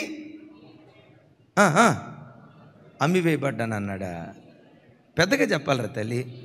దొంగిలించబడ్డాను అన్నాడు. యోసేపు దొంగిలించబడ్డవాడా, అమ్మినవాడా? అమ్మినవాడు, అమ్మబడినవాడు. అమ్మబడిన వాడినని చెప్తే ఎవరమ్మారో అడుగుతారు. ఎవరమ్మారో అడిగితే అప్పుడు ఏమని సమాధానం చెప్పాలి? మా అన్నోళ్ళే అమ్మారని చెప్పాలి. అప్పుడు వాళ్ళు ఏమనుకుంటారు? ఓహో, వీళ్ళ అన్నదమ్ముళ్ళే వీళ్ళకి శత్రువులు అన్నట్లు, వీళ్ళ అన్నోళ్ళే వీడిని అమ్మారు అన్నట్లు అని అనుకునేవాళ్ళు కదా. సరే, ఆ సంగతే కనుక చెప్తే అన్నోళ్ళందరూ ఇక్కడ ధాన్యం కోసం వచ్చారు కదా, ఈ అన్నోళ్ళందరినీ ఫరో రాజు దగ్గరికి తీసుకొని వెళ్ళి మా అన్నలని చెప్పి వాళ్ళు నా దేశంలో ఉంచాడు కదా. ఒకవేళ అప్పుడు అట్లా గుట్టుగా ఉంచకుండా నన్ను నమ్మింది మా అన్నోళ్ళే అనే కనుక చెప్పుంటే ఫరో రాజు దగ్గరికి వెళ్ళి మా అన్నోళ్ళు వచ్చారయ్యా, వాళ్ళని ఈ దేశంలో ఉంచుకో అయ్యా అని అంటే ఫరో రాజు ఏమని ఎవడో తెలుసా? నిన్ను అమ్మిన అన్నోళ్ళు. ఒరే బాబు, దేశాన్ని కూడా అమ్ముతారా నాయన? నిన్ను అమ్మారుగా, రేపు ఈ దేశాన్ని కూడా అమ్ముతారు, బేరం పెడతారని చెప్పి ఒకవేళ ఆ ఒక్క మాట తొందరపాటునే కనుక చెప్పుంటే యాకోబు కుటుంబం బజారు పాలు అయిపోయేది కరువును బట్టి. ఆ కరువు కాలంలో యాకోబు కుటుంబం పోషించబడటానికి కారణం ఏంటో తెలుసా? యోసేపు గుట్టు కలిగిన మనిషి. దైవజనమా, ఎప్పుడు ఇంటి గుట్టు వాళ్ళతో వీళ్ళతో చెప్పుకోవద్దు. మాకులాగా గుండెల్లో పెట్టుకొని ప్రార్థించే సేవకులు ఉంటారు కదా, సేవకులకు చెప్పుకోండి. మాకంటే మరి ఎక్కువగా గుండె సవడి విని పరిష్కరించే దేవునికి మనం చెప్పుకుందాం గాక. చప్పలు కొడితే సైకో స్తోత్రాలు చెప్దాం. F stands for faith, A stands for accountability, M stands for, పెద్దగా చెప్పాలి, మ్యూట్ అంటే నిశ్శబ్దం. FAM, I stands for ఎంథసిస్, విజ్ఞాపన లేక మధ్యవర్తిత్వం, విజ్ఞాపన. దైవజనమా, ఓ కుటుంబం దైవికమైన కుటుంబంగా కట్టబడాలంటే 4వ అద్భుతమైన అడుగేంటో తెలుసా? ప్రతి ఇల్లు ప్రార్థించే ఇల్లు అయి ఉండాలి. తల్లి మదర్ తెరీసా వీడియో రెడీ చేద్దామడు, రైట్ చూడు. ప్రతి ఇల్లు ప్రార్థించే ఇల్లు అయి ఉండాలి. భార్య, భర్త, పిల్లలు ఒక చోట కూర్చొని దేవుని సన్నిధిలో మోకరించి ఎక్కువసేపు కాదు, కుటుంబంగా కలిసి కనీసం ఒక అర్ధగంట అయినా దేవుని సన్నిధిలో విజ్ఞాపన చేసే కుటుంబాలుగా ప్రతి కుటుంబం కట్టబడాలి. ఒక్కసారి చూడండి, మిమ్మల్ని ఒక మాట అడుగుతా. గంటల సేపు ఏమొద్దు, రోజుకొచ్చి కనీసం ఒక అర్ధగంట అయినా కుటుంబ సమేతంగా దేవుని సన్నిధిలో ప్రతిరోజు కుటుంబ ప్రార్థన మీరు చేసుకుంటున్నారా? ఎంతమంది చేసుకుంటున్నారు? పర్వాలేదు, చేతులు ఎత్తని కుటుంబ ప్రార్థన చేసుకునేవాళ్ళు. Thank you. చాలామంది ఉన్నారు. దేవుడు మిమ్మల్ని దీవించుగాక. ఒకవేళ మీ ఇంట్లో కుటుంబ ప్రార్థన జరగకపోతే ఈరోజు కుటుంబ ఆశీర్వాద సదస్సు ఏర్పాటు చేశాడు కదా, రేపటి నుండే పడిపోయిన కుటుంబ ప్రార్థన బలిపేటాలు యేసు నామం పేరిట మరలా మీరు తిరిగి కట్టుకుందురుగాక. పడిపోయిన కుటుంబ బలిపేటాలు యేసు నామం పేరిట కట్టబడునుగాక. తల్లి మదర్ తెరీసా తల్లి గురించి మీకు తెలుసు కదా. ఆ తల్లి ఒకరోజు కుటుంబ ప్రార్థన గురించి కొన్ని విలువైన మాటలు చెప్పింది. యూట్యూబ్లో ఆ తల్లి మాటలు వైరల్ అవుతున్నాయి. చూడండి ఆ మాట.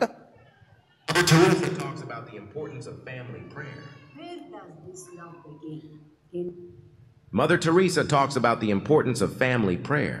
Where does this love begin? In our own family, in our own home.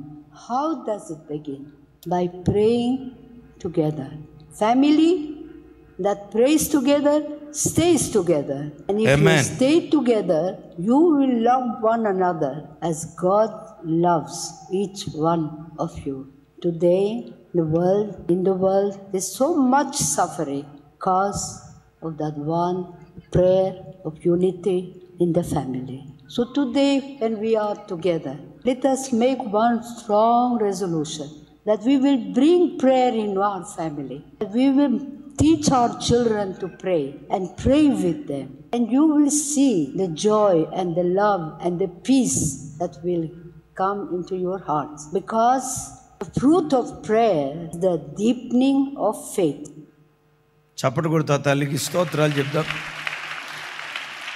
ఆ మాటలన్నింటినీ క్రోడీకరించి ఒక్క మాటలో చెప్పాలంటే, a family prays together that stays together. A family prays together that stays together. కలిసి ప్రార్థించే కుటుంబాలు కలిసి బ్రతకటానికి దేవుడు కృప చూపిస్తాడు. ఒక చోట కూర్చొని కుటుంబం అంతా కలిసి ప్రార్థన చేస్తే, కలిసి ప్రార్థించే కుటుంబాలు మనస్మర్ధలు లేకుండా, పొరపచ్చాలు లేకుండా, విభేదాలు లేకుండా ఆ కుటుంబం సంతోషంగా బ్రతకటానికి దేవుడు కృప చూపిస్తాడు. దైవజనమా, ఈ కుటుంబ ఆశీర్వాద ప్రార్థనలో ఇప్పుడు నేను చెప్పబోయే ఒక్క మాట, ఇందాక తమ్ముడు జార్జి చెప్తున్నాడు, నేను చెప్పబోయే ఈ మాట గుండెల్లో రాసుకోండి, గుండెల్లో రాసుకోండి. బైబిల్లో ఒక కుటుంబం ఉంది. అతడు తన కుటుంబంతో కూడా కలిసి దేవుని యందు భయభక్తులు కలిగి ఎల్లప్పుడూ ప్రార్థించేవాడు, దాన ధర్మాలు చేసేవాడట. ఎవరైనా చెప్పాలి. రవికుమార్ బ్రదర్ ఎవరో? కొర్నేలు తన భక్తి జీవితాన్ని గురించి ఒక మాట అంటాడు. చూడండి, అపోస్తల కార్యాలు 10వ అధ్యాయం. నేను ముగింపులోకి వెళ్తున్నాను. 10వ అధ్యాయం 1-2 వచనాలు. మొదటి చూడండి, 10వ అధ్యాయం 1-2 వచనాలు. అందరూ కొంచెం పెద్దగా. ఇటలీ పటాలం అనబడిన పటాలములో శతాధిపతి అయిన కొర్నేలి అను భక్తిపరుడు ఒకడు ఉండేను, కైసరియాలో ఉండేను. 2వ వచనం, త్వరగా 2వ వచనం. అతడు తన ఇంటి వారితో కూడా దేవుని యందు భయభక్తులు గలవాడై ప్రజలకు బహుధర్మము చేయుచు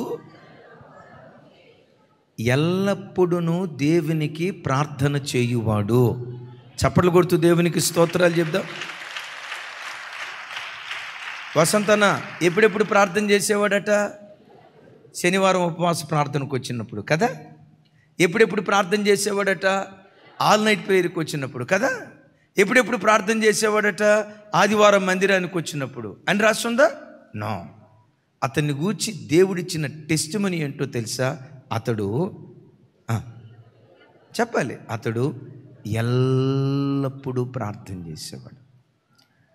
అతని ప్రార్థనా జీవితాన్ని పతాక స్థాయిలో నిలవబెట్టే వచనం 30వ వచనం చూడండి. 30వ వచనం తమ్ముడు. అపోస్తల కార్యాలు 10వ అధ్యాయం 30వ వచనం నాతో కలిసి. అందుకు కొర్నేలి 4 దినముల క్రిందట పగలు 3 గంటలు మొదలుకొని ఈ వేళ వరకు నేను ఎంట ప్రార్థన చేయుచుండగా ప్రకాశమానమైన వస్త్రము ధరించిన వాడొకడు నా ఎదుట నిలిచెను. చప్పలు కొడుతూ దేవునికి స్తోత్రాలు చెప్దాం. మరొకసారి ఆ మాట 30వ వచనం తమ్ముడు, 30వ వచనం నాతో కలిసి చెప్పండి. అందుకు కొర్నేలు పేతురుతో మాట్లాడుతున్నాడు. ఎవరితో మాట్లాడుతున్నాడు? పేతురుతో. అరే ఏమని మాట్లాడుతున్నాడు? 4 దినముల క్రిందట పగలు 3 గంటలు మొదలుకొని ఈ వేళ వరకు నేను ఎంట ప్రార్థన చేయుచుండగా. ఇప్పుడు తన ఇంట్లో ఎన్ని రోజులు బట్టి ఉపవాసం ఉండి ప్రార్థన చేస్తున్నాడు? ఆయన ఉద్యోగి. ఇటలీ పటాలమనబడిన పటాలమందు శతాధిపతి. తన ఉద్యోగానికి సెలవు పెట్టి 4 రోజులు తన ఇంట్లో ఉండి ప్రార్థన చేస్తున్నాడు. దైవజనమా, ఒక మాట, ఎప్పుడైనా సంఘానికి వచ్చి మనం ప్రార్థన చేసాం, మంచిదే, రావాలి. సంఘంలో ఉపవాస ప్రార్థన జరిగేటప్పుడు సెలవులు పెట్టుకొని వచ్చారు, మంచిదే, రావాలి. నేనంట, ఎప్పుడైనా మీకు సెలవు వచ్చినప్పుడు సెలవు దినాన లేదు ఒకరోజు సెలవు పెట్టుకొని ఇంటిల్లపాది మీ ఇంటిలో మోకరించి ఉపవసించి ఎప్పుడైనా ప్రార్థన చేశారా? సంఘంలో ప్రకటించబడిన కోటాలకు వచ్చారు, మంచిదే. 21 దినాలు ఉపవాస ప్రార్థనలు చాటించినప్పుడు వచ్చి ప్రార్థన చేశారు, మంచిదే. ఇలా కుటుంబ ఆశీర్వాద ప్రార్థనలు పెట్టినప్పుడు ఉపవాసంతో వచ్చి ప్రార్థన చేశారు, మంచిదే. నేను మిమ్మల్ని అడిగే మాట ఏంటంటే, మీ అంతటి మీరు ఒకరోజు ఉపవాసాన్ని చాటించుకొని మీ అంతట మీరు పిల్లల దగ్గర కూర్చోబెట్టుకొని, భర్తన దగ్గర కూర్చోబెట్టుకొని, ఎప్పుడైనా ఒక్కరోజు ఉపవాసం ఉండి మీరింటిలపాది కుటుంబంలో ప్రార్థన చేశారా? చేస్తే నిజంగా మీరు ధన్యులు. మందిరానికి వచ్చి ఉపవాస ప్రార్థన చేసామనుకోండి, అది కట్టడి. దేవునికి బలవంతపు అర్పణ కాదు, స్వేచ్ఛాపూర్వకమైన అర్పణ దేవునికి అర్పించాలి. గట్టిగా చెప్దాం ఆమేన్. అందుకని ఇప్పుడు నేను మీతో చెప్పబోయే మాట ఏంటంటే, ఇప్పటి నుంచి ఒక తీర్మానం చేసుకోండి. సంఘంలో జరిగే ఉపవాస ప్రార్థనలకు రండి.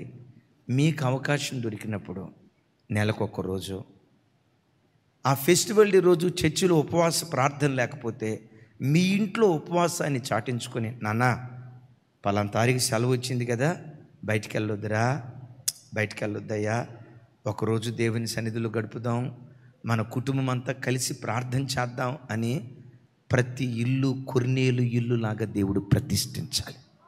అలా మన కుటుంబం ఉంటే పరలోకం ఎక్కడో లేదు, భూలోకంలోనే అనుభవించడానికి దేవుడు కృప చూపిస్తాడు. ప్రతి దినం, ఈ దినం నుండి మన కుటుంబంలో కుటుంబ ఆరాధన జరుగునుగాక, అరుణోదయపు ప్రార్థన జరుగునుగాక. విచిత్రం, ఒక తమ్ముడు ఏమన్నాడు తెలుసా? అన్న, మీరు కుటుంబ ప్రార్థన అంటున్నారు, మా కుటుంబ ప్రార్థన చేసుకున్న ప్రతిరోజు మాకు గొడవ వస్తుందన్న. విన్నారా ఈ మాట? ఎప్పుడైతే కుటుంబ ప్రార్థన చేసుకుంటామో ఆ రోజే మా ఇంట్లో గొడవ వస్తుందన్న అన్నాడు. ప్రార్థన చేసుకుంటే సమాధానం వస్తుందా, గొడవ వస్తుందా? కరుణ, సమాధానం కలిగిద్దా, గొడవలు వస్తాయా? ఏంటయ్యా ఇంతలో మాట అన్నావు అన్నాను. అవునన్నా, మేము ఏ రోజైతే ఇంట్లో కుటుంబ ప్రార్థన చేసుకుంటామో ఆ రోజే మాకు గొడవ వస్తుంది అన్న అన్నాడు. అక్కడ మీటింగ్కి వెళ్ళినప్పుడు ఒక ఆయన చెప్పిన మాట, భార్య భర్తని ఇద్దరిని పిలిచాను, ఎందుకు గొడవ వస్తుంది? ఒకరోజు ఈవిడ గొడవ పెట్టిద్దన్నా, ఒకరోజు నేను గొడవ పెడతానన్నా, మొత్తానికి గొడవ వస్తుందన్న. సరే, కుటుంబ ప్రార్థన చేసిన రోజే గొడవ వస్తుంది అన్నావు కదా, అసలు ఆ కుటుంబ ప్రార్థనలో ఏవని మీరు ప్రార్థన చేస్తారు అన్న. ఈవిడ ప్రార్థన చేస్తుందట, దేవా నా భర్తను మార్చు. మంచోడు కాదు నాయన. విన్నారా? భర్త ఎదురుగా ఉంటే, మా అత్తను మార్చు, మా అత్త నన్ను అర్థం చేసుకోలేకపోతుంది నాయన. మా ఆయన వాళ్ళ అమ్మ వైపే ఉంటాడు కానీ ఎక్కడిదంతా చెప్పాలి, ఎక్కడిదంతా. మరి ఈ ప్రార్థన చేస్తే గొడవలు రాకపోతే సమాధానం వేస్తావు, ఎట్టొస్తుంది చెప్పండి? ఈ ప్రార్థన చేసే మనిషికి జ్ఞానం ఉండాలి కదా. నిజంగా భర్తే మంచోడు కాకపోతే ఎప్పుడు ప్రార్థన చేయాలి? కోపిస్తోడు అనుకో, ఎప్పుడు ప్రార్థన చేయాలి? కొంచెం దుడుకుతనం కలిగినోడు అనుకో, ఎప్పుడు ప్రార్థన చేయాలి? భర్త లేనప్పుడు గంటల తరబడి ఏడు ప్రార్థన చేయి, దేవుని సన్నిధిలో రొమ్ము కొట్టుకుంటా ఏడు. అప్పుడు ఏడ్చిదట. మరి విశేషంగా కుటుంబ ప్రార్థనలోనే భర్తను ఎదురు పెట్టుకొని, మా ఆయన అస్సలు మంచోడు కాదయ్యా, మార్చయ్యా. ఎప్పుడైతే ఆ ప్రార్థన స్టార్ట్ చేసిందో, అన్నా ఇక నేను కళ్ళు ముయ్యనన్నా, కళ్ళు ముయ్యనన్నా. మరి ఏం చేస్తావు? ప్రార్థన ముగించిన తర్వాత మంచోడు కాదన్న కదా, ఆ నామాన్ని సార్థకత చేసుకోవాలి కదన్నా, ఆ నామధేయాన్ని సార్థకత చేసుకో. ఏముండాలి ప్రార్థన చేసేటప్పుడు? జ్ఞానం ఉండాలి. భార్యని ఎదురు పెట్టుకొని, నా భార్య మంచిది కాదయ్యా, నా భార్య మంచిది కానీ వాళ్ళ అమ్మోళ్ళు మంచోళ్ళు కాదయ్యా, వాళ్ళ తమ్ముడు మంచిది కాదయ్యా. ఎప్పుడు? కుటుంబ ప్రార్థనలోనా? దైవజనమా, కుటుంబంగా కలిసి ప్రార్థించేటప్పుడు ప్రార్థించే వారికి జ్ఞానం ఉండాలి. పిల్లలను కూర్చోబెట్టారు, వాడికి ప్రార్థనలో కూర్చోవటం అంటేనే విసుగు. ఆడిని కూర్చోబెట్టి, రైట్ నీకు ప్రార్థన లేదురా దొన్నపు, కూర్చో, ప్రార్థనలో కూర్చో అని కూర్చోబెట్టి, నీవెంత ప్రార్థన పరురాలువో నీ ప్రార్థనాత్మ అంతా వాడు ముందు చూపించాలని 2 గంటల సేపు ఏకదాటిగా వందే భారత్ ఎక్స్ప్రెస్ లాగా 2 గంటలు ప్రార్థన చేస్తే వాడు అనుకుంటాడు, ఏమనుకుంటాడో తెలుసా? ఇక సచ్చినా వాడేం ప్లాన్ చేస్తాడో తెలుసా? కావాలని సాయంత్రం పూట ట్యూషన్ ప్లాన్ చేస్తాడు. ఎందుకు? ప్రార్థించేటప్పుడు నీకు జ్ఞానం ఉండాలి కదా. గంటల తరబడి ప్రార్థన చేసుకోవాలంటే ఇంట్లో ఎవరు లేనప్పుడు చేసుకో. ఆ స్పిరిట్ భర్తలో ఉన్నప్పుడు ఇద్దరు కలిసి చేసుకోండి. ఆడికి ప్రార్థనలో కూర్చోవటమే కష్టంగా ఉన్నప్పుడు వాడిని కూర్చోబెట్టి నువ్వు 2 గంటలు ఏకదాటిగా ప్రార్థన చేస్తే వాడు మనసులో అనుకుంటాడు, ఇక ఇదే ఫస్ట్. జ్ఞానం ఉండాలి.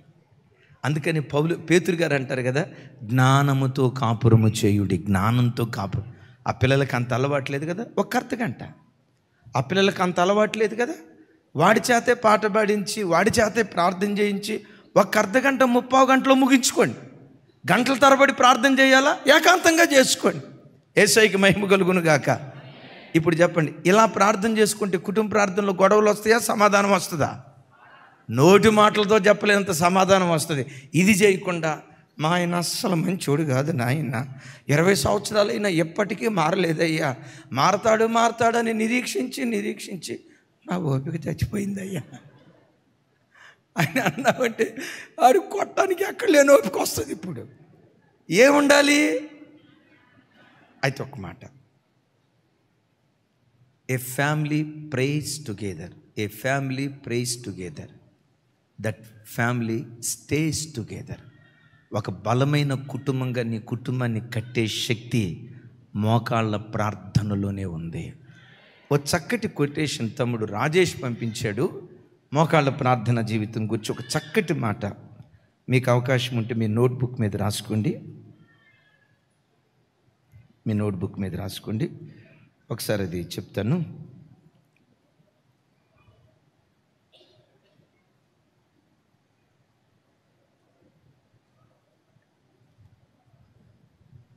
యేసయ్యకు మహిమ కలుగును గాక. ప్రభు మనతో మాట్లాడుతున్న ప్రతి మాటను బట్టి అందరం చప్పట్లు కొడితే యేసయ్యకు స్తోత్రాలు చెప్దాం. గట్టిగా చప్పట్లు కొడుతూ స్తోత్రాలు చెప్దాం.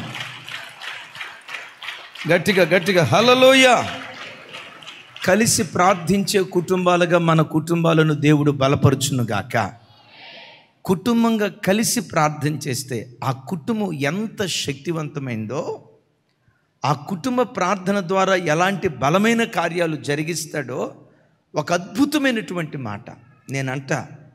రేపటి నుండి ప్రతి దినం గంటల తరబడి కాకపోవచ్చు, కనీసం ఒక్క అర్ధగంట అయినా చాపేసుకొని ఒక్క అర్ధగంట దేవుని సన్నిధిలో ప్రార్థనలో గడపండి.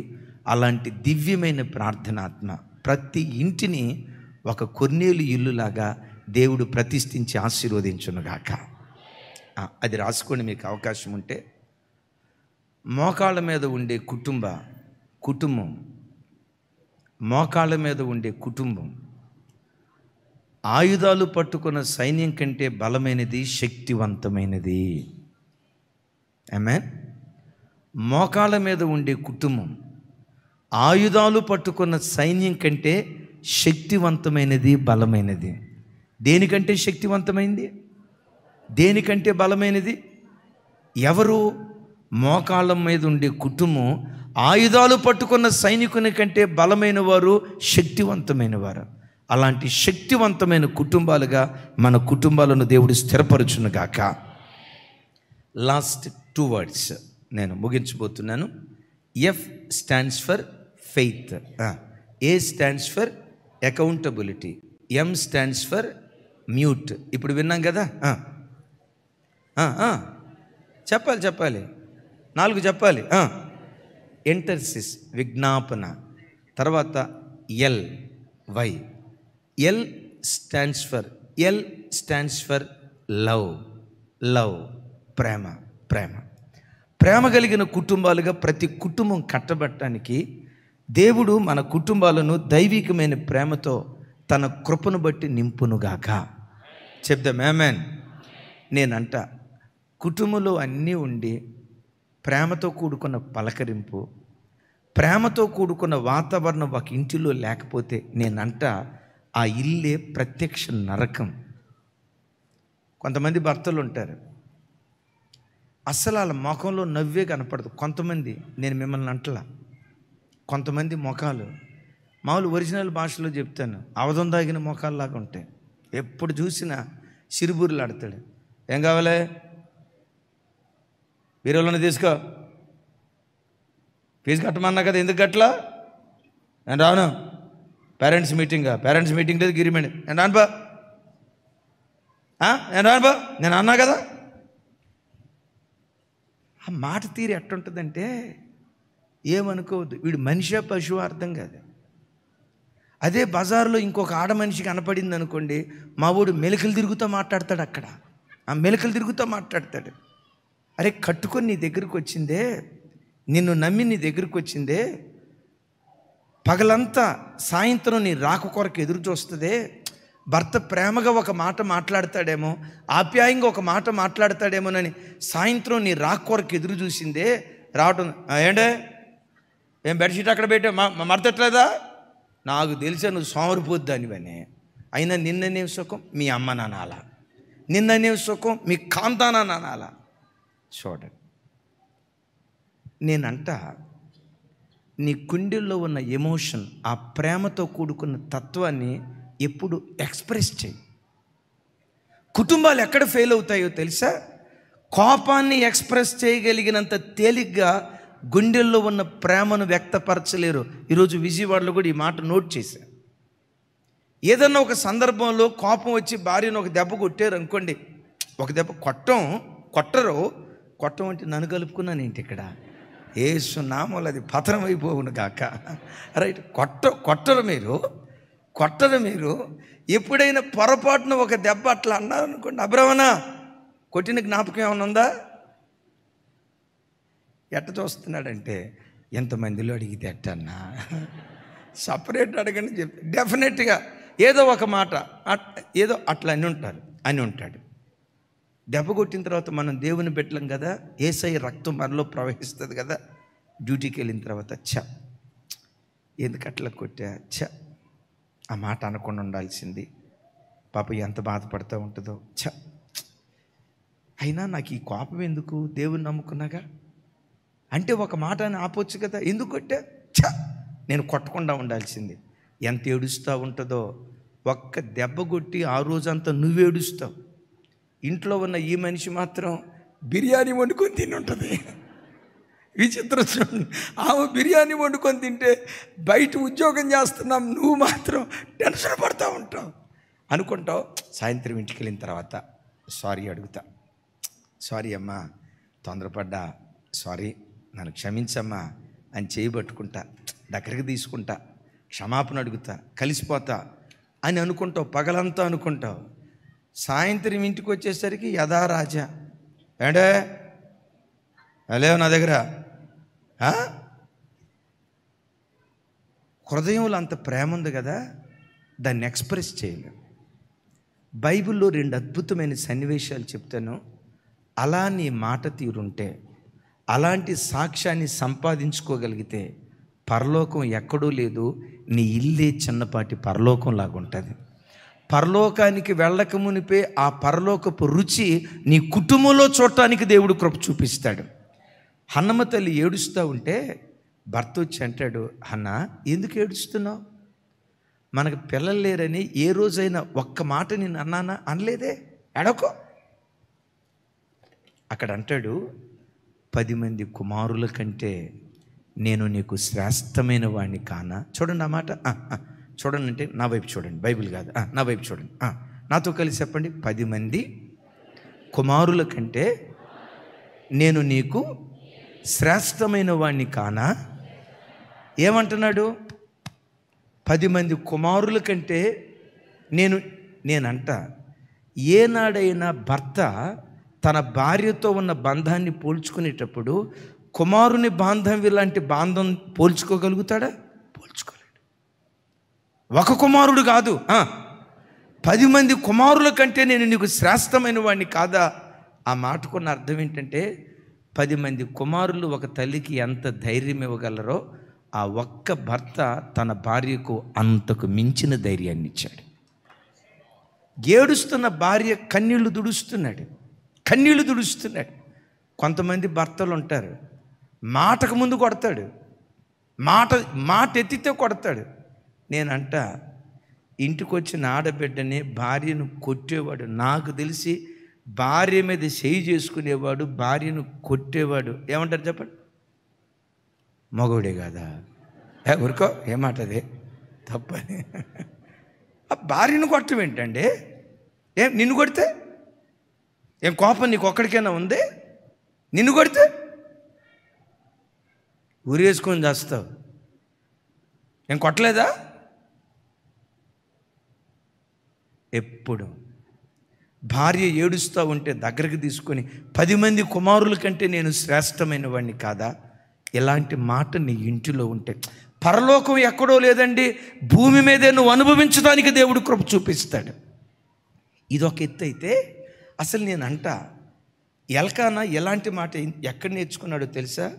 రూతమ్మ దగ్గర నేర్చుకొని ఉంటాడు. రూతమ్మ గురించి ఒక మాట భలే ముచ్చటేస్తుంది. ఆ మాట రూతమ్మను గురించి చూడండి. ఆ మాట రూతు గ్రంథం చివరి అధ్యాయం ఒకసారి చూడండి. 4వ అధ్యాయం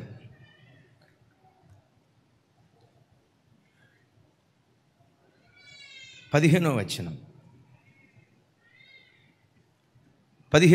నేను చదువుతాను. నిన్ను ప్రేమించి 7 కుమారుల కంటే నీకు ఎక్కువగానున్న కోడలు ఇతనిని కనెను. ఆ కోడలు ఏమై ఉందట? చెప్పాలి గట్టిగా. అమ్మ చెప్పాలరా తల్లి, ఏమై ఉందట? తమ్ముడు, ఆ ఫ్యామిలీ ఫోటో ఒకటి ఉంటుంది కదా, చెప్పాలి. ఏమై ఉందట? ఎంతమంది కుమారులు? ఎవరు? 7 కుమారుల కంటే ఎక్కువైంది. కోడలు అంటారు కదా, కోడలు ఎప్పటికైనా కోడలేనండి, ఎంత ప్రేమ చూపించిన అంటారు, చూసారా? మరి ఈ కోడల గురించి వాక్యం ఏమని రాస్తుంది? 7 కుమారుల కంటే ఎక్కువైనది. అంటే 7 కుమారులు ఒక తల్లికి ఎంత ధైర్యం ఇవ్వగలరో, ఈ ఒక్క కోడలు తన అత్తకు అంత ధైర్యం ఇచ్చింది. నేనంట ఇలాంటి కోడళ్ళు ఒక ఇంట్లో ఉంటే పరలోకం ఎక్కడుంటుంది చెప్పండి? ఎలాంటి మనస్తత్వం కలిగిన అత్తలు ప్రతి ఇంటిలో ఉంటే పరలోకం ఎక్కడుంటుంది చెప్పండి? ఎక్కడో కాదు, భూమి మీద అనుభవించడానికి దేవుడు కృప చూపిస్తాడు. ఒకసారి ఆ ఫోటో చూడండి. ఇలాంటి ఫోటోలు ఈ కాలంలో కనుమరుగైపోయాయంట. ముసలోళ్ళు, తాతయ్య, నాయనమ్మ, తాతయ్య, అమ్మమ్మ, వాళ్ళ కొడుకులు, మనవ సంతానం. ఈ కాలంలో ఫోటోలకు మాత్రమే పరిమితం.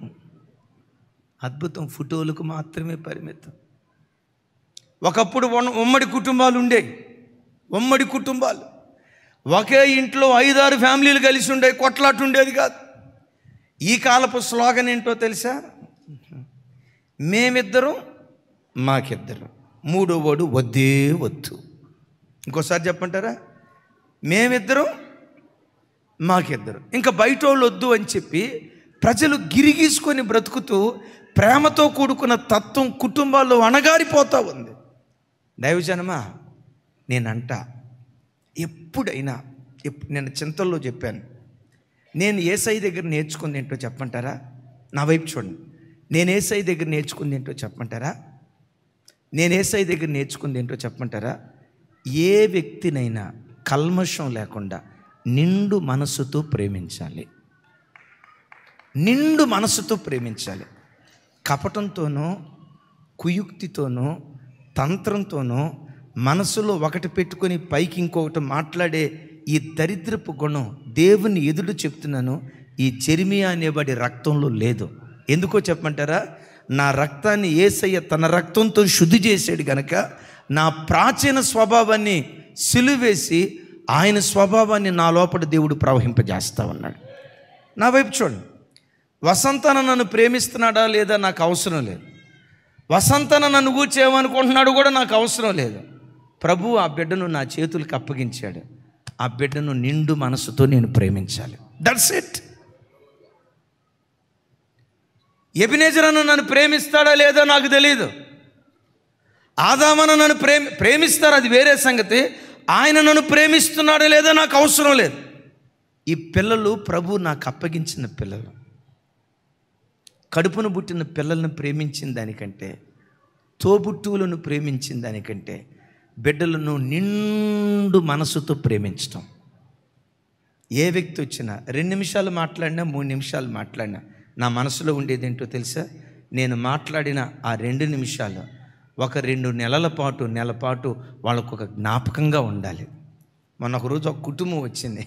వెళ్తా ఏమన్నారు తెలుసా? అన్నయ్య, ఈ తృప్తి మీతో ఒక 2 గంటలు, 1 గంట మన ఫెయిత్లో గడిపాం, ఈ తృప్తితో సంవత్సరం పాటు హాయిగా బ్రతుకుతాం అన్నయ్య అన్నారు. అంటే సంవత్సరం తర్వాత అయిపోద్ది. ఏం తల్లి, అయిపోతుంది. ప్రేమించు. విశ్వాసము, నిరీక్షణ, ప్రేమ, వీటిలో శ్రేష్టమైనది ప్రేమ. నిత్యము నిలుస్తుంది. దైవజనమా, చుట్టూతో ఉన్న వ్యక్తులను ప్రేమించు, నిన్ను నువ్వు ప్రేమించుకో, ఇంటి వారిని ప్రేమించు, సంఘ బిడ్డలను ప్రేమించు. ఫ్యామిలీ ప్రేమ అనే పునాదుల మీద కట్టబడును గాక. 5 అయిపోయినాయి కదా. Last one, Y stands for yield. చెప్పండి. Y stands for yield. ఈల్డ్కి నత్తను పెట్టేవేం తమ్ముడా? మెల్లిగా వెళ్తుందని. అట్లా ఓర్పుతో ఉండాలి. ఎవడు 100కి 100 రూపాయలు చెడ్డోడు లేడు. అట్ దట్ సేమ్ టైం ఎవడు 100కి 100 రూపాయలు మంచోడు లేడు. ఒక కుటుంబం కట్టబడాలంటే దైవజనమ ఓర్పు. ఏం కావాలి చెప్పండి? ఇంకోసారి చెప్పాలి. బైబిల్లో ఓర్పు అంటంతో నాకు ఎవరు గుర్తొస్తారంటే లేయమ్మ తల్లి గుర్తొస్తుంది. యాకోబును వివాహం చేసుకుంది అధికారికంగా. గమనించండి, తన ప్రమేయం లేకుండా తండ్రి ఇచ్చి వివాహం చేశాడు. మొదటి భార్య, అసలు భార్య లేయమ్మ. తర్వాత వచ్చింది ఎవరు? కానీ యాకోబు మనసు ఎవరి మీద ఉంది? రాహేలు మీద. రాహేలు కొట్టుకుంటా ఉంది. రాహేలు. లేయమ్మేమో యాకోబు అంటుంది. ఈవిడేమో యాకోబు అంటే ఆయనేమో రాహేలు పాట పాడుతున్నాడు. విచిత్రం. 6 పిల్లలను కనే వరకు ఆ తల్లి గుండెల్లో ఉందేంటో తెలుసా? ఈసారి నా భర్త నన్ను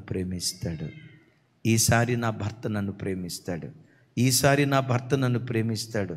యెహోవా నా శ్రమ చూసి ఉన్నాడని భర్త ప్రేమ దొరకకపోయినా ఆ భర్తతో కాపురం చేసింది.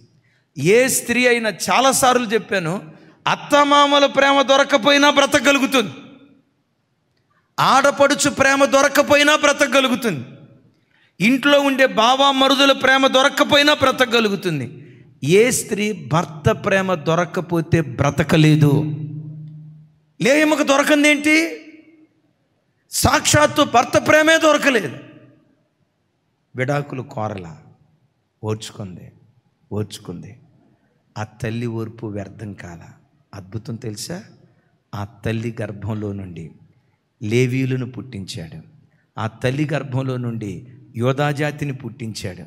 ఆ లేవీలో నుండి మోషే, అహరోను, మిరియాము, యోధా గోత్రంలో నుండి మహారాజైన దావీదు, సొలొమోను, అలా చెప్పుకుంటూ వస్తే లోకరక్షకుడైన యేసుక్రీస్తు ప్రభువారు లేయమ్మ గర్భంలో నుంచి ఉద్భవించాడు. ఆమె గనక ఓర్చుకోకుండా యాకోబు గాడు కాకపోతే గేహోబు గాడు దొరుకుతాడు, ఆడిని పట్టుకుని ఎందుకు అలాడాలా అని అనుకోవాలా. ఓర్చుకుంది. ఇక్కడ ఒక తల్లి ఉంది, వాళ్ళ భార్యాభర్తలు వచ్చి నేను చెప్తున్నారు, నేను వాళ్ళ పేరు చెప్పలేను, నా ఎదురే కూర్చొని ఉంది. భార్యాభర్తలు వచ్చి భర్త అంటాడు, నేను మూర్ఖుడినయ్యా, నా భార్య గుణవతి. తాగుబోతున్నయ్యా, నా భార్య గుణవతి. ఈరోజు నా కాపురం నిలవబడిందంటే నా మంచితనం కాదయ్యా, నా భార్య ఓర్పు. దైవ సేవకురాలు కూడా అక్కడ ఉన్నారు. నా భార్య ఓర్పు. ఏంటయ్యా నీ భార్య ఓర్పు? తాగుబోతున్నాయి, చాలాసార్లు కొట్టానయ్యా, ఒక్కరోజు కూడా అలిగి పుట్టింటికి వెళ్ళలేదయ్యా. ఇంటి సమస్య వాళ్ళ తల్లిదండ్రులకు చెప్పలేదయ్యా. బిడ్డ ఓర్చుకుంటా వచ్చింది. నేను ఒకరోజు ఉన్మాదినై అక్కడెక్కడో బజార్ కాడ నుంచి కొట్టి ఆయన చెప్తూ అన్నాడు, ఒంటి మీద ఉన్న బట్టలన్నీ తీసేసి, ఒంటి మీద బట్ట లేకుండా బజార్లో నుంచి దరిదాపుగా ఒక 5-6 ఇళ్ళ దూరం నా భార్యను బట్ట లేకుండా కొట్టుకుంటా తీసుకెళ్ళానయ్యా. నా భార్య దేవతయ్యా. అలాంటి స్థితిలో కూడా నాతో కాపురం చేసిందయ్యా, నాతో కాపురం చేసింది. ఈరోజు నా కుటుంబం నిలవబడిందంటే నా భార్య ఓర్పు దేవుని ప్రేమ తప్ప. అద్భుతం తెలుసా? ఆ తల్లి ఓర్పును బట్టి ఆ తల్లి కడుపును పుట్టిన వాళ్ళ కొడుకు మన మందిరంలో సేవలో నాకు ఒక కుడి భుజం లాంటివాడు.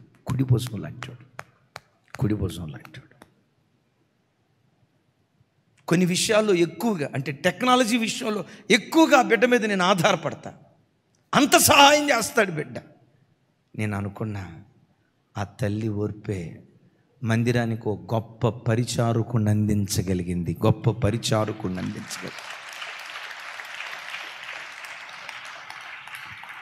ఓర్పుతో బ్రతుకుదాం, సహనంతో బ్రతుకుదాం. ఒకే నిమిషం ఒకే మాట. ఎప్పుడు పిల్లలకి మీ బలహీనతలు ఉన్నాయన్న అవకాశం పొర్రపాటున వాళ్ళకి ఇవ్వద్దు. వాళ్ళ గుండెల నిండా మా అమ్మ భక్తే వేరయ్యా, మా నాన్న భక్తే వేరయ్యా, ఇలాంటి తల్లిదండ్రుల గర్భాన పుట్టడం దేవుడు నాకు ఇచ్చిన భాగ్యం అన్న మాట ఎప్పుడు నీ పిల్లల నోట ఉండాలి. దీని గురించి పౌలు గారు ఒక మాట అంటాడు. ఇది చదివి నేను ప్రార్థన చేస్తాను. కొంచెం విజయవాడ నుంచి రావటం ఆలస్యమైంది, సారీ. గలతీలకు రాసిన పత్రిక ఒక్కసారి ఆ మాట చూడండి. గలతీలకు రాసిన పత్రిక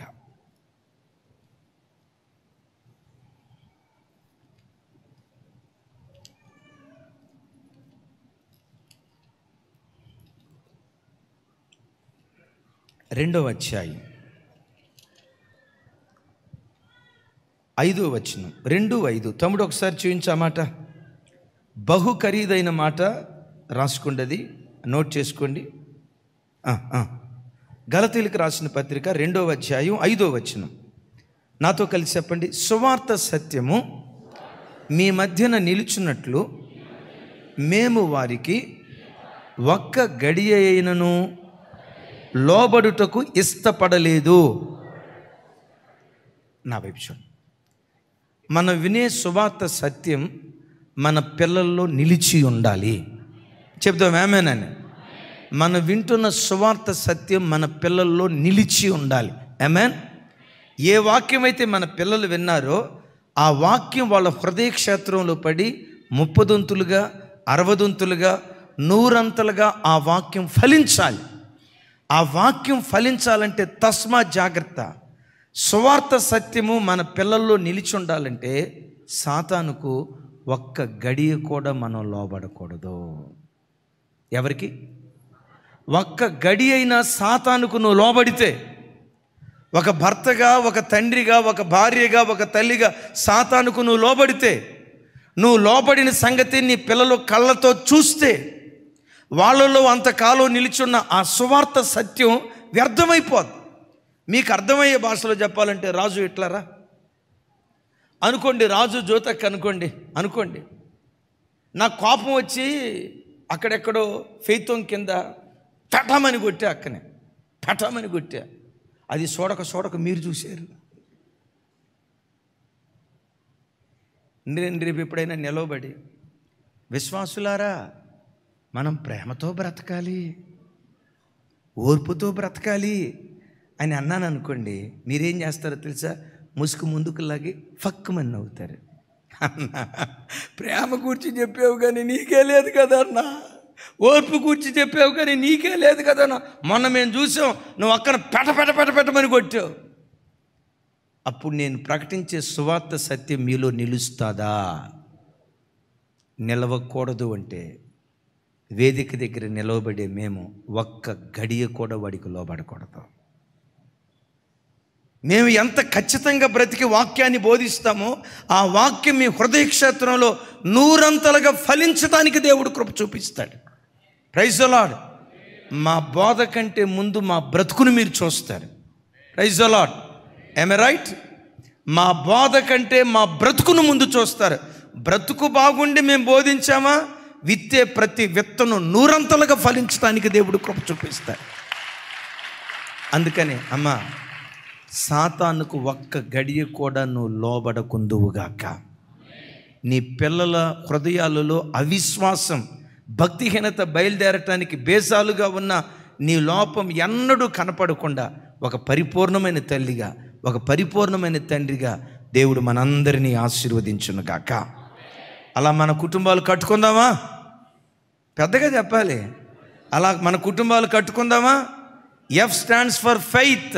A stands for accountability. M stands for mute. I stands for intercession. L stands for love. Y stands for yield. అలాంటి 6 దివ్యమైన లక్షణాలు మనకిచ్చి మన ఇళ్ళనే భూతల స్వర్గాలుగా దేవుడు ఆశీర్వదించును గాక.